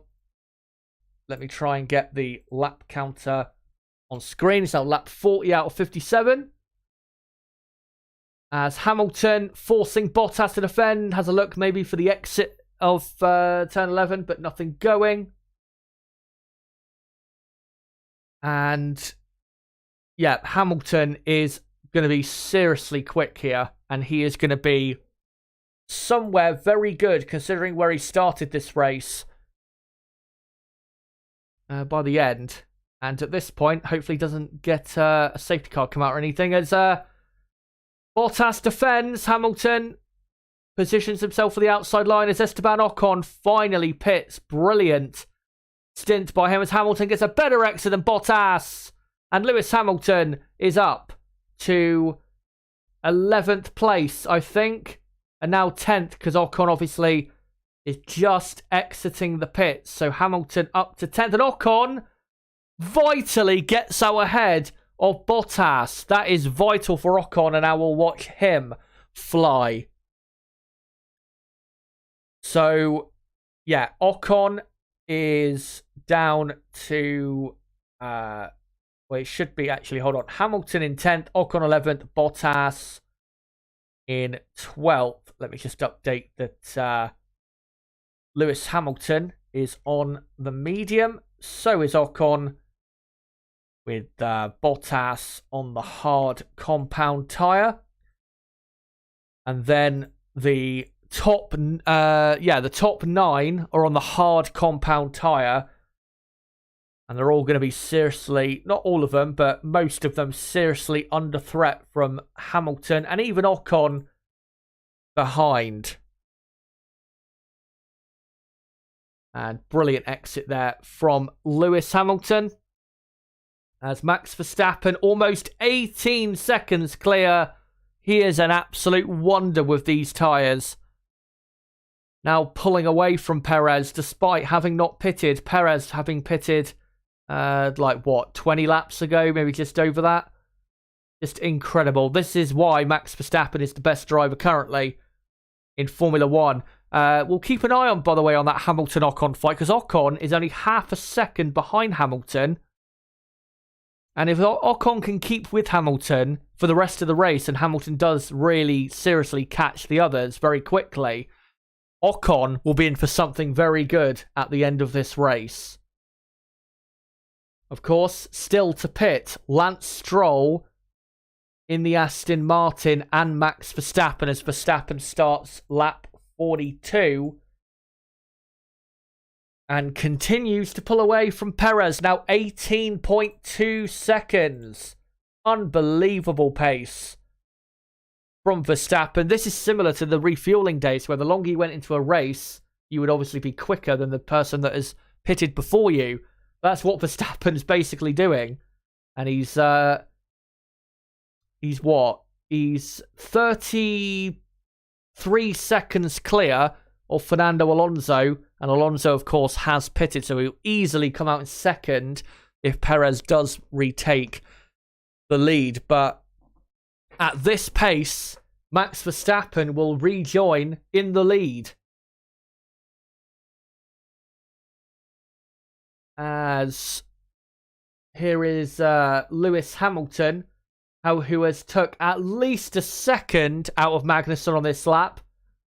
And yeah, it's he's took about 1.3, 1.4 out of Magnussen on that lap. So Hamilton going to catch quite quickly. Ocon has now dropped over a second behind Hamilton, which is vital for Lewis. I reckon, given that we've got like 15 laps to go, how far can he get? I reckon, I think 6th place is the furthest he can get, which is Pierre Gasly. Obviously, Lance Stroll hasn't pitted yet, so he will go up to 9th once Stroll does pit. As we're on lap 43 now. Now we're officially 15 full laps to go. So, yeah. I think he could get Gasly and could get up to 6th by the end, but it's going to be close with Gasly. And obviously, what Leclerc does against Hamilton really does matter as to whether Hamilton finishes ahead of Gasly. But I've got to say, again, big credit must go to Pierre Gasly and the Alpine. That Alpine car, it's a quick car. It's definitely amongst the front runners. Not as quick as Red Bull, obviously, or Aston Martin, or Mercedes, or quite as quick as Ferrari yet. But they're in that fight. They're really in that fight. There's no doubt about it. They just need to improve a tad more, and they'll be even more in that fight. As Russell's saying, just give us some feedback, or maybe Mercedes asking that, I'm not sure. As Lance Stroll has pitted, 3-second pit stop, and onto the medium tyres now, and comes out in 15th place. Can he get ahead of Norris? Yes, he will. But Lance Stroll is not going to finish in the points in what has been a very poor weekend for the Canadian. So Stroll all the way now, in 15th position. As on lap 44 we're on now. Max Verstappen is 18.5 seconds clear of Perez. Alonso is 7.5 clear of Russell, by the way. So don't worry, Aston Martin or Alonso fans. He is fine to get a podium. But Hamilton on the medium, Ocon on the medium, Bottas on the hard, Albon on the hard, and then, what do you call it? It's then Tsunoda, it should be, and then Hülkenberg and Stroll. So let me just do that. So Lance Stroll in 15th, and Nico Hülkenberg currently with 13.5 laps to go. Nico Hülkenberg has the fastest lap of the race, a 1:30.9. As Lewis Hamilton is just under 2 seconds behind Kevin Magnussen now. He's not catching, though, as quick as I expected. Those hard tyres really performing well around here. And the reason they're performing well is because, of course, Verstappen starts another lap. Of course, with the long, hard corners, which really do rip the tyres apart, those are the corners that really hurt the tyres the most. Those hard tyres can handle that the best, and that's why they have such good pace. And the C2 compound especially is quite a bit harder than the C3, which is obviously the medium. And Sergio Perez now ups his pace and does the fastest lap, a 1:30.8. But it's not that much quicker than Verstappen, who's lapping in the late 30s or low 31s, as Hamilton really starting to close up on Magnussen now, just 1.2 seconds behind. Just want to say as well, don't forget, guys, to stick around until after the stream, because, of course, I will be doing a reaction to what's been a brilliant Miami Grand Prix, in my view. Been very interesting. Lots of things happening. Not necessarily a great battle for the victory, but lots of mixed up stuff and good racing. And I've enjoyed it quite a bit. Not really been able to catch my breath during the 45 laps. But make sure to stick around till after the race and react with me to what's happened in this Miami Grand Prix. As Lance Stroll does the fastest lap now, a 1:30.8, and he's only 2.5 seconds behind Hülkenberg. Yuki Tsunoda is right behind Alex Albon for 12th. I don't think, though, Tsunoda, unfortunately, is going to get a point. As here comes car number 1, Max Verstappen, into the pit lane. Will he rejoin ahead of Sergio Perez as the mediums go on? It's a 3.1 second stop. I've seen better.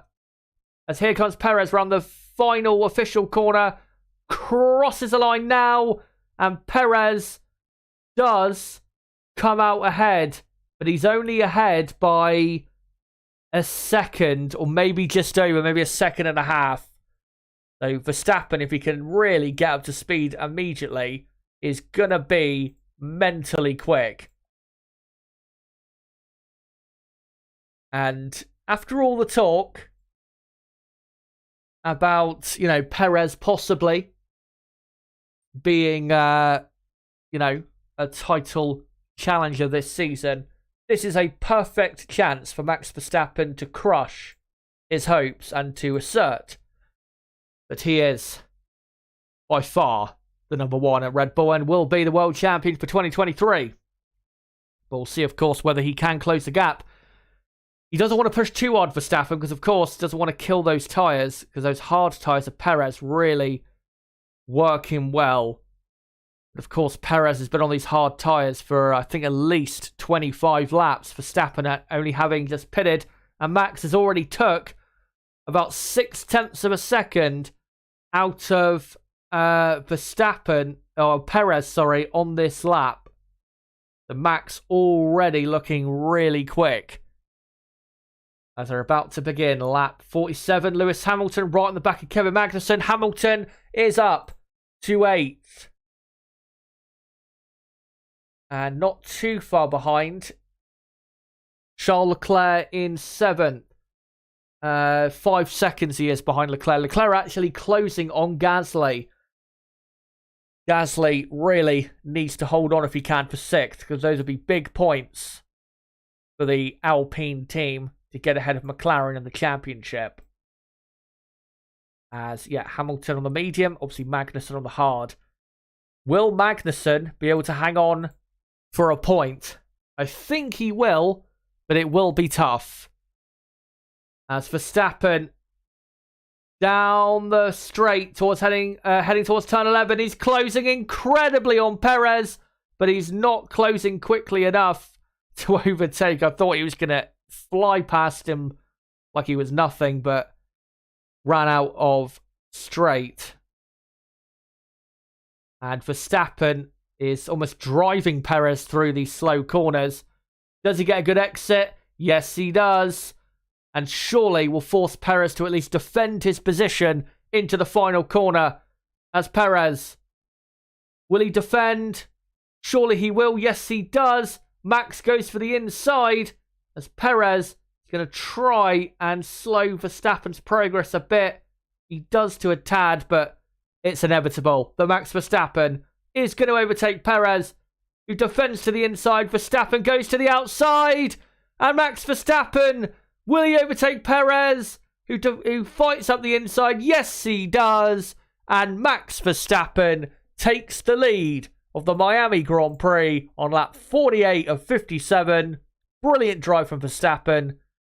And that is surely game, set, and match. Perez did his best, but Max is in another league compared to Sergio Perez. And that's why, like I said, Verstappen right there, and in this race, has clearly crushed the hopes of Sergio Perez by proving that even from 9th on the grid and on an alternate tyre strategy, Verstappen cannot be stopped. He is inevitable. As Stroll overtakes Hülkenberg. And just a replay on the broadcast of him overtaking Perez.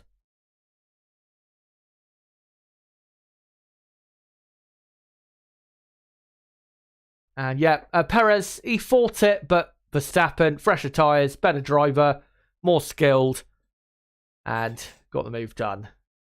And Verstappen, as long as he pulls over a second ahead, should be, and he has. He's now 1.5 seconds clear of Perez and starts lap 49 as he's about to lap a McLaren, I think, of Oscar Piastri, it probably will be.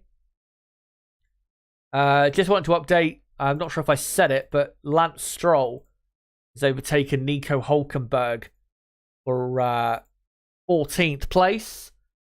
And Esteban Ocon has overtaken Kevin Magnussen, vital for Alpine. Ocon is up to 9th. And what we're looking at now, it is Lance Stroll right on the tail of Alex Albon, who has been passed already by Yuki Tsunoda. And Stroll is just going to send it round the outside and do a switchback on Albon. And surely with the superior grip and better car, Stroll will overtake Albon into turn 1. Albon defends very hard. And Stroll, round the outside he goes. And yes, he gets the move done as Albon has now got Hülkenberg crawling all over the back of him. So yes, Tsunoda in 12th. Stroll 13th, and Albon is in 14th place. I will give you an update in a moment as to what's going on with Hamilton and Leclerc and the gap. Hamilton is 3 seconds behind Leclerc, so he can do it. He can catch him and pass him, but it's going to be tough. Not catching quickly enough, I have to say. So, Tsunoda and Stroll, their next victims will be, what do you call it? Will be Valtteri Bottas. I'm just trying to find the tyre graphic for Tsunoda. There you go.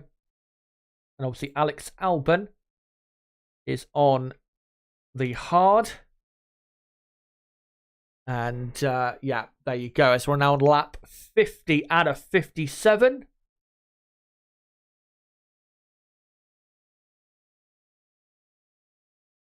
And Alonso saying, which position is Lance? Great move into turn 1. And they say P13.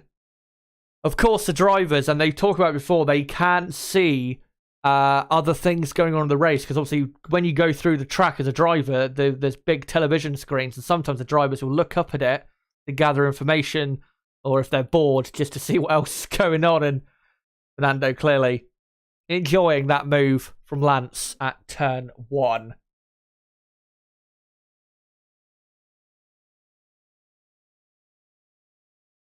As this is the Mercedes of Hamilton. Is closing quickly now on Leclerc, just 2.3 seconds behind. Red Bull, Perez asking, is Max struggling? And then Red Bull saying, nope, just managing sector 1. As Lewis Hamilton, continues to close on Leclerc. Leclerc, though, slowly but surely closing in on Gasly. That's going to be a very close 3-way fight for 6th. Of course, vital points in the championship. As here is Tsunoda on the back of Bottas, and Tsunoda's got to get his move done on Bottas, either at this final corner or into turn 1, because Magnussen is not too far up the road, but there's not many laps to go. As Bottas defends to the inside, and Tsunoda sends one round the outside. Brilliant move from Tsunoda. Will he be able to hold on to it? Because Bottas will get DRS down the pit straight. He might have gone a bit too early there, Tsunoda. And Bottas, no, he stays round the outside and is behind Tsunoda. So Tsunoda, what a race from Yuki Tsunoda. What a season he is having. That car looked like an absolute dog this weekend. Yet he is only 5 seconds away from a point, and he might get it yet. Incredible drive from the young Japanese star, and he is a real star in 2023. Let me just hold on. Try and quickly do the tyre graphic. No, wrong one. And yeah, Tsunoda on the hard, medium, sorry, and Bottas obviously on the hard. Bottas defending hard. Very, very hard against Lance Stroll. The 12th, Bottas really starting to struggle on those tyres. As we're on lap 52 out of 57. And yeah, not many laps to go here, but there is still plenty that could happen. As Leclerc within a second of Gasly now, as Hamilton is only a second and a half behind Leclerc. And Gasly, to be honest, I'm hoping he hangs on because he's really driven a great race out there. Down the inside, Stroll goes on Valtteri Bottas. Brilliant move, and now it's to try and pass Tsunoda, but Tsunoda looking quick and catching Magnussen ahead. So Stroll, who's not had a great weekend, obviously, is up to P12. And let me just quickly update that, of course, he is on the medium. And then you've got Bottas on the hard. Albon is still in 14th place on the hard tyre ahead of Hülkenberg, which is a bit impressive. Williams have not really delivered a great race today, I have to say. Maybe should have copied the others with the, starting on the hard tyre and finishing on the medium. As Max Verstappen has just done the fastest lap of the race. Didn't quite see what the lap time was, but he's now 2.5 seconds clear of Perez and looking good. Leclerc closing on Gasly with the DRS down to the final corner. Lewis Hamilton just over a second behind as Leclerc closes in a lot of the final corner. But Gasly gets a good exit. Is it good enough though? I'm not sure it is. For turn 1. And Gasly's going to have to defend, and he does very aggressively to the inside. But Leclerc... Oh, Gasly's gone wide. He's locked up. He's crumbled under the pressure. And Charles Leclerc is up to 6th. After what's been a great weekend, that was a poor mistake. And Lewis Hamilton now on the back of the pair of them.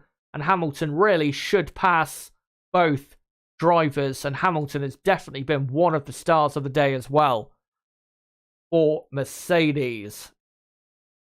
And can he pass Gasly into turn 11? Gasly does have DRS from the back of Leclerc though. And obviously will want to be getting back after Leclerc.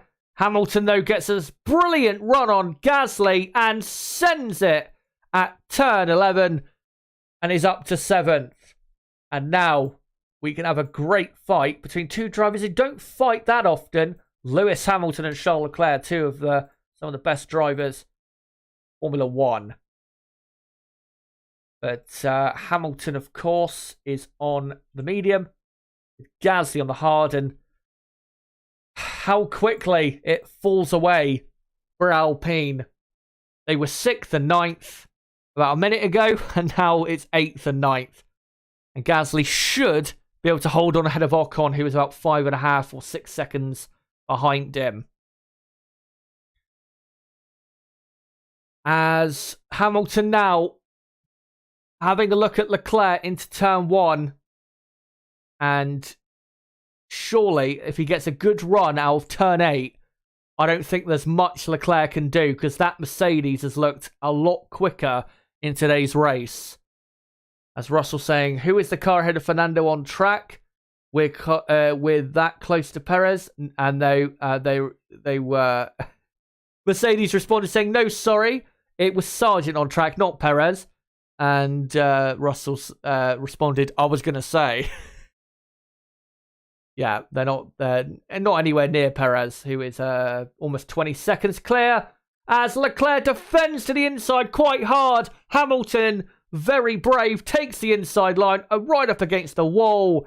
And is up to 6th place. What a drive from Lewis Hamilton after a difficult qualifying yesterday. He's delivered a brilliant race for his legion of fans across the globe.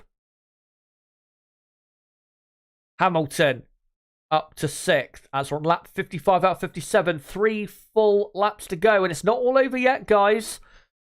Because Yuki Tsunoda is still catching Magnussen, and Stroll is catching Tsunoda, so there's a big fight going on there we need to keep our eyes out for. And yeah, Leclerc, he pushed him hard, defended to the inside aggressively, but nothing you can do against a 7-time world champion with a faster car and fresher tyres. And there you go. But I have to say, this has been I think I've really enjoyed this race. I think it's been really good. It's not been a classic, an amazing race or anything like that, but I've really enjoyed this race. I think it's been a good one, very good one. And we've got some very interesting things happen. Great strategies playing out. And very mixed up order to what I expected it to be. Yeah, a very good race. As Max Verstappen begins his penultimate lap of the Miami Grand Prix. And he's 3.3 seconds clear of Sergio Perez. The only other fight to look out for is, Stroll and Tsunoda. I don't think Tsunoda, no, he's not got enough time, Tsunoda, to catch Magnussen. So, Tsunoda versus Stroll for 11th place is the only other fight out there to look out for. And also Hülkenberg versus Albon for 14th place. As here is Sergio Perez on board. And he will be quite depressed after this race. not a terrible result finishing second, but given that his teammate started in ninth, he will think, how on earth did I lose this race today? As the Red Bulls, by the way, Max Verstappen, 25 seconds clear of Fernando Alonso. So despite it not being the easiest weekend for Red Bull, still by far the best team in Formula 1 and still a clear step above the rest. And of course, I'll keep you up to date as to whether we get some last lap overtakes. Also, Albon just about was under a second behind Bottas there. Got to say, remarkable, we've had no retirements today. As Max Verstappen pumps in the fastest lap of the race, a 1:29.7. What a lap by Max, as we're on the final lap now, Miami Grand Prix. Yeah, I'm amazed. Again, no retirements from a street race. That is very, very rare. Just want to update that Zhou finally, finally overtook Lando Norris. Don't know why it took him so long. McLaren 17th and 19th. The worst race they've had. Arguably, you could argue it's the worst race. I mean, maybe you could say Saudi Arabia was worse. You could argue this is the worst race McLaren have ever had. They have been nowhere and terrible the entire time. Nowhere and terrible, though, is something that Max Verstappen and Red Bull know nothing of, because they're always somewhere and they're always brilliant. As Verstappen exiting turn 16, and for the final time, cruises in his beautiful Red Bull car down to the final corner here in Vice, and exiting the final corner. He has been clearly, for me, the best driver of today and thoroughly deserves victory in Miami. And Max Verstappen, for the second year in a row, wins the Miami Grand Prix. Sergio Perez finishes in second, 5 seconds behind. And Verstappen, truly the king of Formula 1. Here comes Alonso into the final corner. Yet another podium. His 4th podium in 5 races. Outside of Max Verstappen, I think Alonso has been the second best driver this season. And there you go, Alonso celebrating with his team. Did the best he could. And that's all you can ask. Brilliant from Alonso. And it will be Russell 4th. Carlos Sainz will finish in 5th, with Lewis Hamilton 6th. Leclerc 7th. Gasly 8th. Ocon 9th. Magnussen 10th. And then it should be a Stroll sending it round the outside of Tsunoda into turn 17, but not getting the good enough exit. It will be Tsunoda in 11th, Stroll 12th, Bottas 13th, Albon 14th, Hulkenberg 15th, Zhou 16th, Norris 17th, De Vries 18th, Piastri 19th, and the home driver Logan Sargent in 20th. But there you go, guys. That was the Miami Grand Prix. And yet, like I said, I thought that was a really good race. It was, we never really had a dull moment. There was constantly action and stuff going on. And, much better race than I expected. Much better race. So, I'm happy. But anyway, that's the race over. It's now time, of course, to react to the Miami Grand Prix. Let me know, guys, in the chat, what would you rate this race out of 10? I would probably give this race I'd probably give it a 7.5 or an 8, I think. I'm going to give it what am I going to give it? I'm going to give it a 7.5. I think that is, a fair rating to give it. It was definitely a good race, a very good race, but yeah, the only thing probably it was missing was I know we had a battle for the lead, but it wasn't quite epic, was it? It was a formality, really, in the end. But I think a real classic fight for the win would have made that almost a 10 out of 10. Very good race in the midfield. Yeah, let me know in the chat what you thought of the race. And I will start up a poll quickly, asking you guys, who do you think driver of the day is here in Miami? Who do you think is driver of the day for the Miami GP?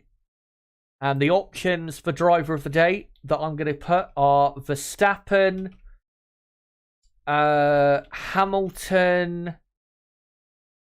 Who else will I go for? Verstappen, Hamilton. I'll put Tsunoda in there as well. And I'll put George Russell in there as well. Yeah, Verstappen, Hamilton, Tsunoda, Russell. Those are the options. My driver of the day.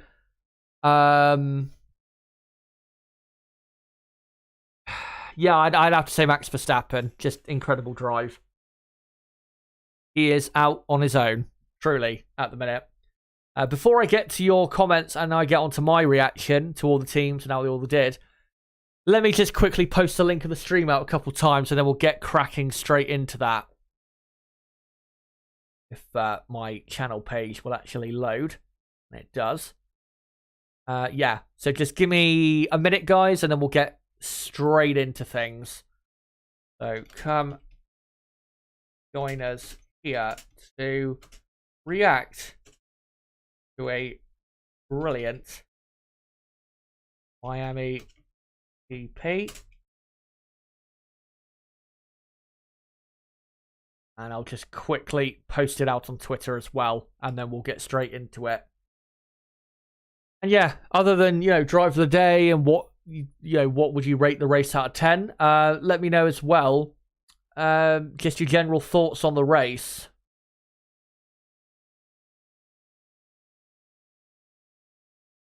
As, yeah, my PC not going at the absolute quickest, so I can get this bloody tweet out, to be honest.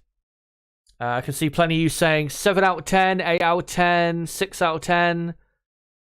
Paulie says 6.273 out of 10. Right, so join us here to react to a brilliant Miami GP, which Max Verstappen, of course, has won.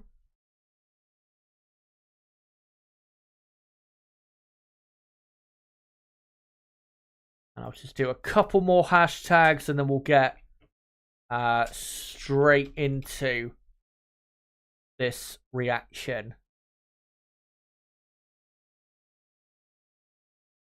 Right, so there you go. And let me just quickly check something else. Right. There you all go. And yeah, let's just get straight into things. And of course, we will start at easily the best team in Formula 1 right now. If I can move on to them. Red Bull Racing. What a performance by Max Verstappen. Yeah. Unbelievable pace on old tyres. Obviously cut his way through the field so well. And then his pace compared to Perez, despite Perez having pitted earlier, again, just truly incredible. And something truly to behold. And, I mean, we've seen it before. Verstappen produce performances that just leave you dumbfounded. That's how good he is. He is, talent-wise, one of the greatest drivers we've ever seen. Again, he's not quite there yet in terms of the all-time rankings because he hasn't quite got the championships yet. But talent-wise, he's right up there. He is from another planet. Definitely not human. Absolutely no chance is he a human being. I don't even know what to say. Just incredible pace. Pace from another world. Like we saw back in Mexico at the end of last season. Sergio Perez, you got to say, just never really had great pace today because he wasn't really that far ahead of Fernando Alonso in the Aston Martin in the first stint. With Perez, I think really the only thing he could have done was pull a bigger gap to Alonso in the first stint, but he just didn't have the pace to pull like a very, good gap ahead, and that's really what helped Verstappen stay relatively close to Perez in the first stint. And then, Max did his thing once Perez pitted, and then Max, once he pitted, produced, again, amazing pace, brilliant overtake, good race between the two Red Bulls, but Max Verstappen on another planet. Red Bull 1-2, they are still quite clearly the best team in Formula 1, and they are not going to be stopped for a while. And I think next weekend, not literally next weekend, but the next race weekend at Imola, they are going to absolutely hammer everybody once again. Even if Max Verstappen is 6th on the grid, or 7th, or even worse, he'll still finish at least 2nd, and maybe even 1st, if he produces stuff like today. Truly brilliant, and Red Bull obviously heading the championships. Now we'll go on to the Ferrari team. Ferrari, a good result. Not a good result. A better result than what I expected for Leclerc. Carlos Sainz really, though, had a poor race after his first and only pit stop. Looked good up until that pit stop. He was right on Alonso's tail. Looked as though he was really going to be fighting for the podium hard. And then sped in the pit lane. Got the 5-second penalty eventually for that. And then his pace after that was terrible. He got passed by George Russell, even though Russell, you have to remember, pitted earlier than Carlos Sainz. So Sainz actually had fresher tyres, yet Russell still was quicker than him to overtake him and finish quite comfortably ahead. And then Sainz had trouble with Ocon, wasn't that quick compared to him. And to be honest, is lucky that Lewis Hamilton had his poor qualifying, because Hamilton was much better than him today, and Mercedes were quite comfortably quicker than Ferrari in the race. For Charles Leclerc, clearly there was something wrong with the handling, because he was having a horror show today. Improved a lot in the last few parts of the race to get 7th, but poor race for the Ferrari team. Only 16 points Ferrari have scored from this Miami Grand Prix. Obviously less, a point more than Aston Martin, which is a good thing, but obviously quite a bit less points than Mercedes-Benz. So poor race for Ferrari. I think they definitely could have achieved quite a bit more, as Max Verstappen is being driven to the podium in a Dune buggy by the looks of it. And let's just hope he doesn't crash, but I'm going to make sure to turn off before I avoid any extra unnecessary cringe that I know, of course, took place before the race that I was able to thankfully avoid. Ferrari, poor pace, poor race, and their search for a properly great weekend, which they haven't had so far this season, goes on. And obviously, they've only had one podium in the entire season so far. I know they've only had 5 races, but that is really poor. Anyway, let's move on to the Mercedes-Benz team. Midfield team they were in qualifying, but not today. They were quite clearly a front-running team. Not as quick as Red Bull and Aston Martin, but definitely faster than Ferrari and very quick in the race. George Russell, brilliant drive from him to finish in 4th place. Brilliant overtaking, got the overtaking done when he had to. And just a brilliant drive from Russell in the end. And for Lewis Hamilton, I think he was better than Russell today, because you have to remember Hamilton had a lot more stuff really to deal with today. Back in 13th, stuck in a DRS train for quite a while, stuck behind Nico Hülkenberg for a while.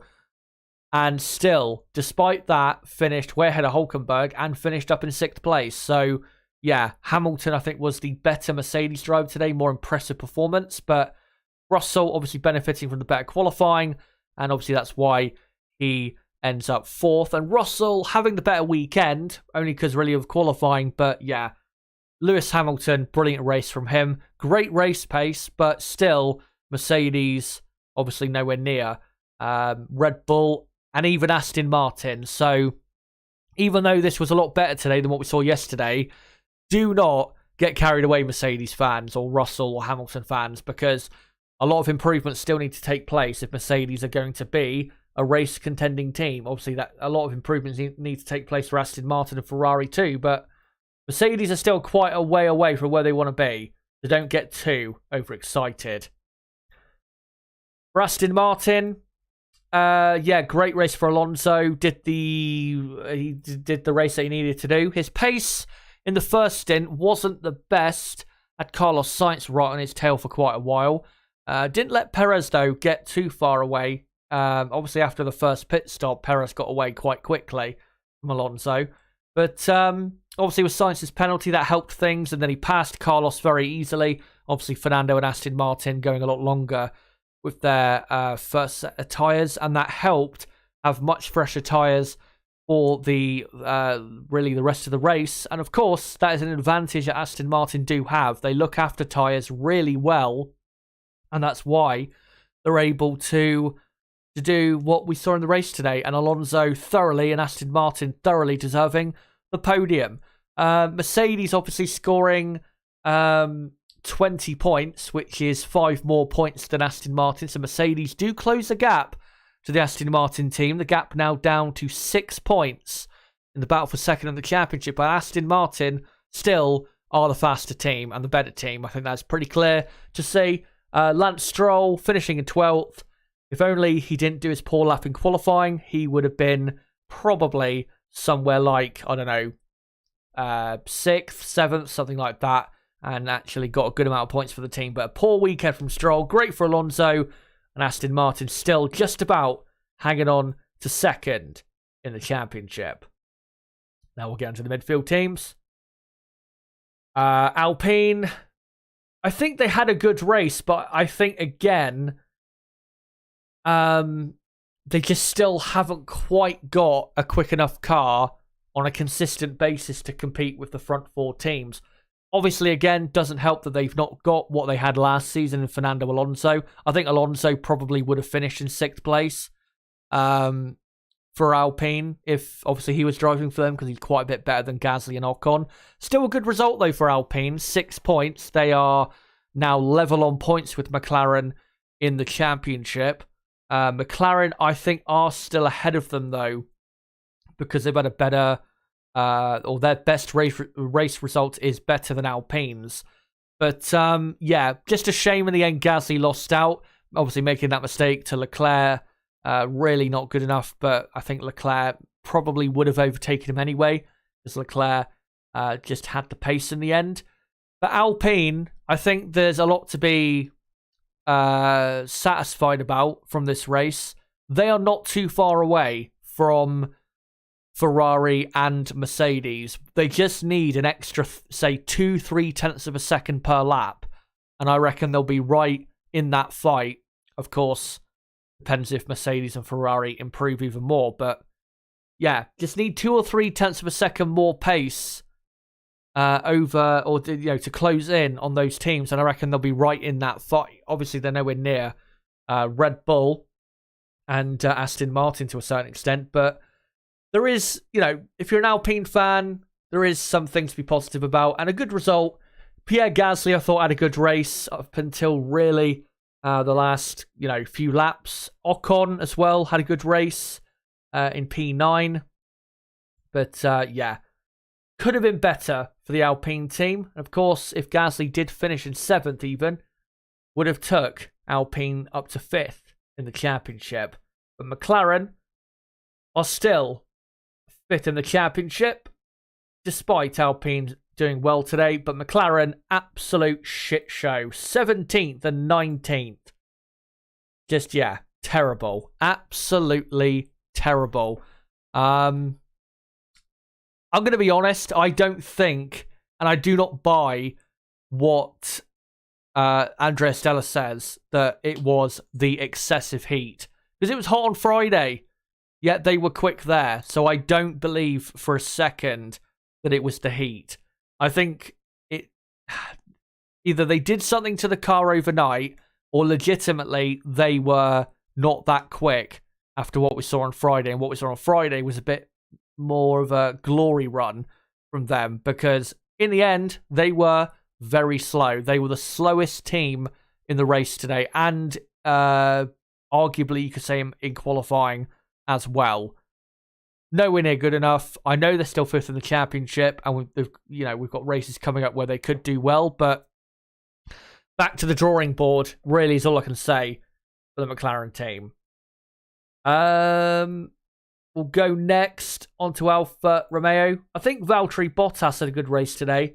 I know he finished in 13th, but he was in 11th place until a few laps from the end, and I think Bottas really did the best he could with what is a pretty mediocre Alfa Romeo car.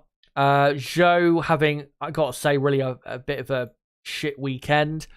Given where Bottas has been, you'd expect Zhou to be a bit closer, given that Zhou has been pretty close to Bottas this season, if not ahead at times.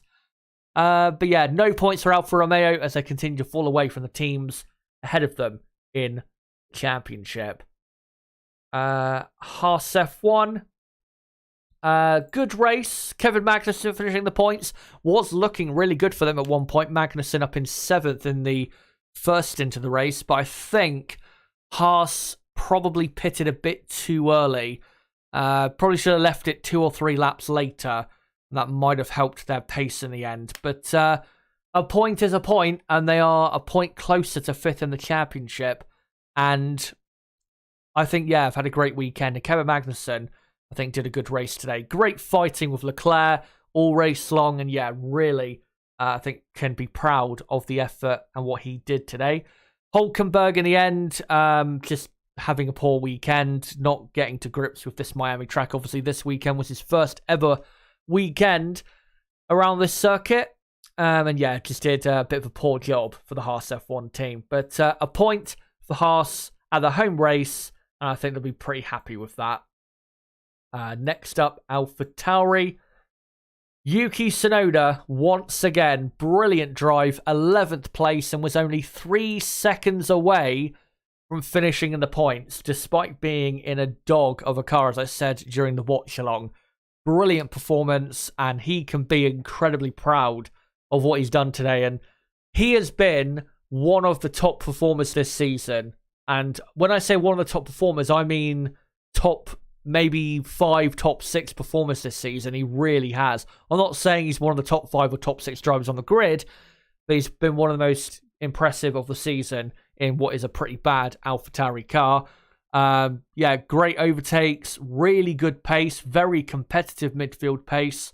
But just in the end, not enough pace in the end to get Magnussen, but he did well, to be honest, to keep ahead of Stroll and to be in that position in the first place. Nick De Vries, 18th. Was a hit the back of Norris at the start. Terrible start and terrible race. And De Vries, I think, will probably be dropped from AlphaTauri pretty soon because his performances are pretty shit. And finally, we'll go to the Williams team, who had a pretty bad race. Alex Albon in 14th. Williams just weren't that quick in the end. They just never really had the pace to finish in the top 10. And Alex Albon, I think, probably went a tad too long on his first set of tyres, being the medium set that he started on, but then ended up finishing 14th place. Not a terrible race by him. He drove fine, but Williams, did not have the pace in the end. Logan Sargent, 20th. Terrible weekend. Awful pace. Needs to get it together. I know this is his first weekend in Miami, but really bad performance by him. So, those are all the teams. And, I think given the amount of viewers I've got now left watching, and given that I've been live for almost 4 hours, I think that I will pretty much, guys, bring the stream to an end. Let me quickly just end this poll in chat. I asked you guys who you think driver of the day is for the Miami Grand Prix. 64 votes, and you guys voted for Max Verstappen with 64% of the vote as your driver of the day. Hamilton second with 23%, Tsunoda third, 9% of the vote, and Russell fourth, 3% of the vote. And I agree. Max Verstappen is driver of the day in Miami. that's another race weekend in the bag, guys. This season already flying by. Already 5 races in. And of course, in 2 weeks' time, we start a European triple header of Imola, Monaco, and Barcelona 3. Obviously, classic racetracks. Cannot wait till we get to those. Thanks for this weekend. Thanks for coming along for all the content, all the hours of content. Been great to have you along. And hopefully you've enjoyed what I've had to contribute. Hopefully you've enjoyed my commentary and all of that. If you are new to the channel, been great to have you come on board. If you have subscribed in the last couple of days or so, great to have you. And if you've hit the like button or super chatted again, massive appreciation for you doing that. And yeah, it's been after a very pessimistic stream I did on Friday night, where I did a weekend preview for the Miami Grand Prix, where I said I wasn't really looking forward to this race, and I was honestly wanting it to be over quite quickly. Ended up being pretty good. So yeah, I've enjoyed it, and we actually had a really exciting weekend. So yeah, good to see. But yeah, thank you guys so much, of course. Just want to quickly show, though, my upcoming schedule. That first piece of content, the Miami Grand Prix weekend review, will not be happening because there isn't really anything to talk about from this race. I mean, it was a really good race, but there's not like a standout talking point, really, from the race. So that won't be happening. So my next piece of content will be on Thursday, the 18th of May, which is in 11 days from now. So there will be a bit of a break from content. But there will be some recorded videos, hopefully coming soon later in the year, because I am going to buy a new PC soon.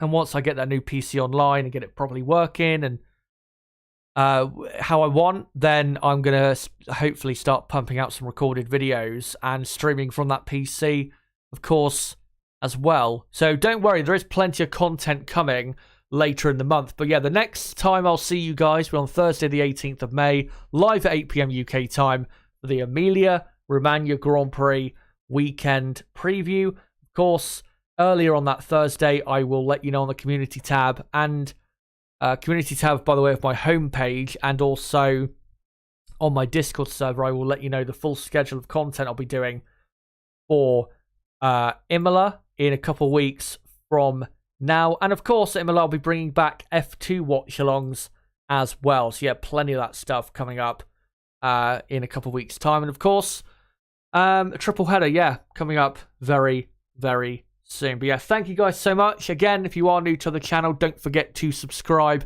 for more content like this. Bottom right of the screen, you can subscribe right there. Don't forget to smash the like button on your way out. Obviously, it does help the channel grow. Would be great if you could do that. And don't forget as well to follow me on Twitter at ChazHD5 is my Twitter. And obviously, to make sure to follow me on Twitter so you keep up to date with the content that is coming out on the channel. And don't forget as well to join my Discord server, link below in the description, and maybe a link below, or not below, but link in the chat as well for my Discord server if you want to join our growing community here on YouTube. But guys, that is your 2023 Miami Grand Prix weekend, and we are, for the time being, done with North America. But until the Emilia-Romagna Grand Prix in Italy at Imola in 2 weeks' time, and the proper return to the European season, which is normally very exciting. Until then, guys, in 2 weeks, it has been me, Chazza HD. Goodbye.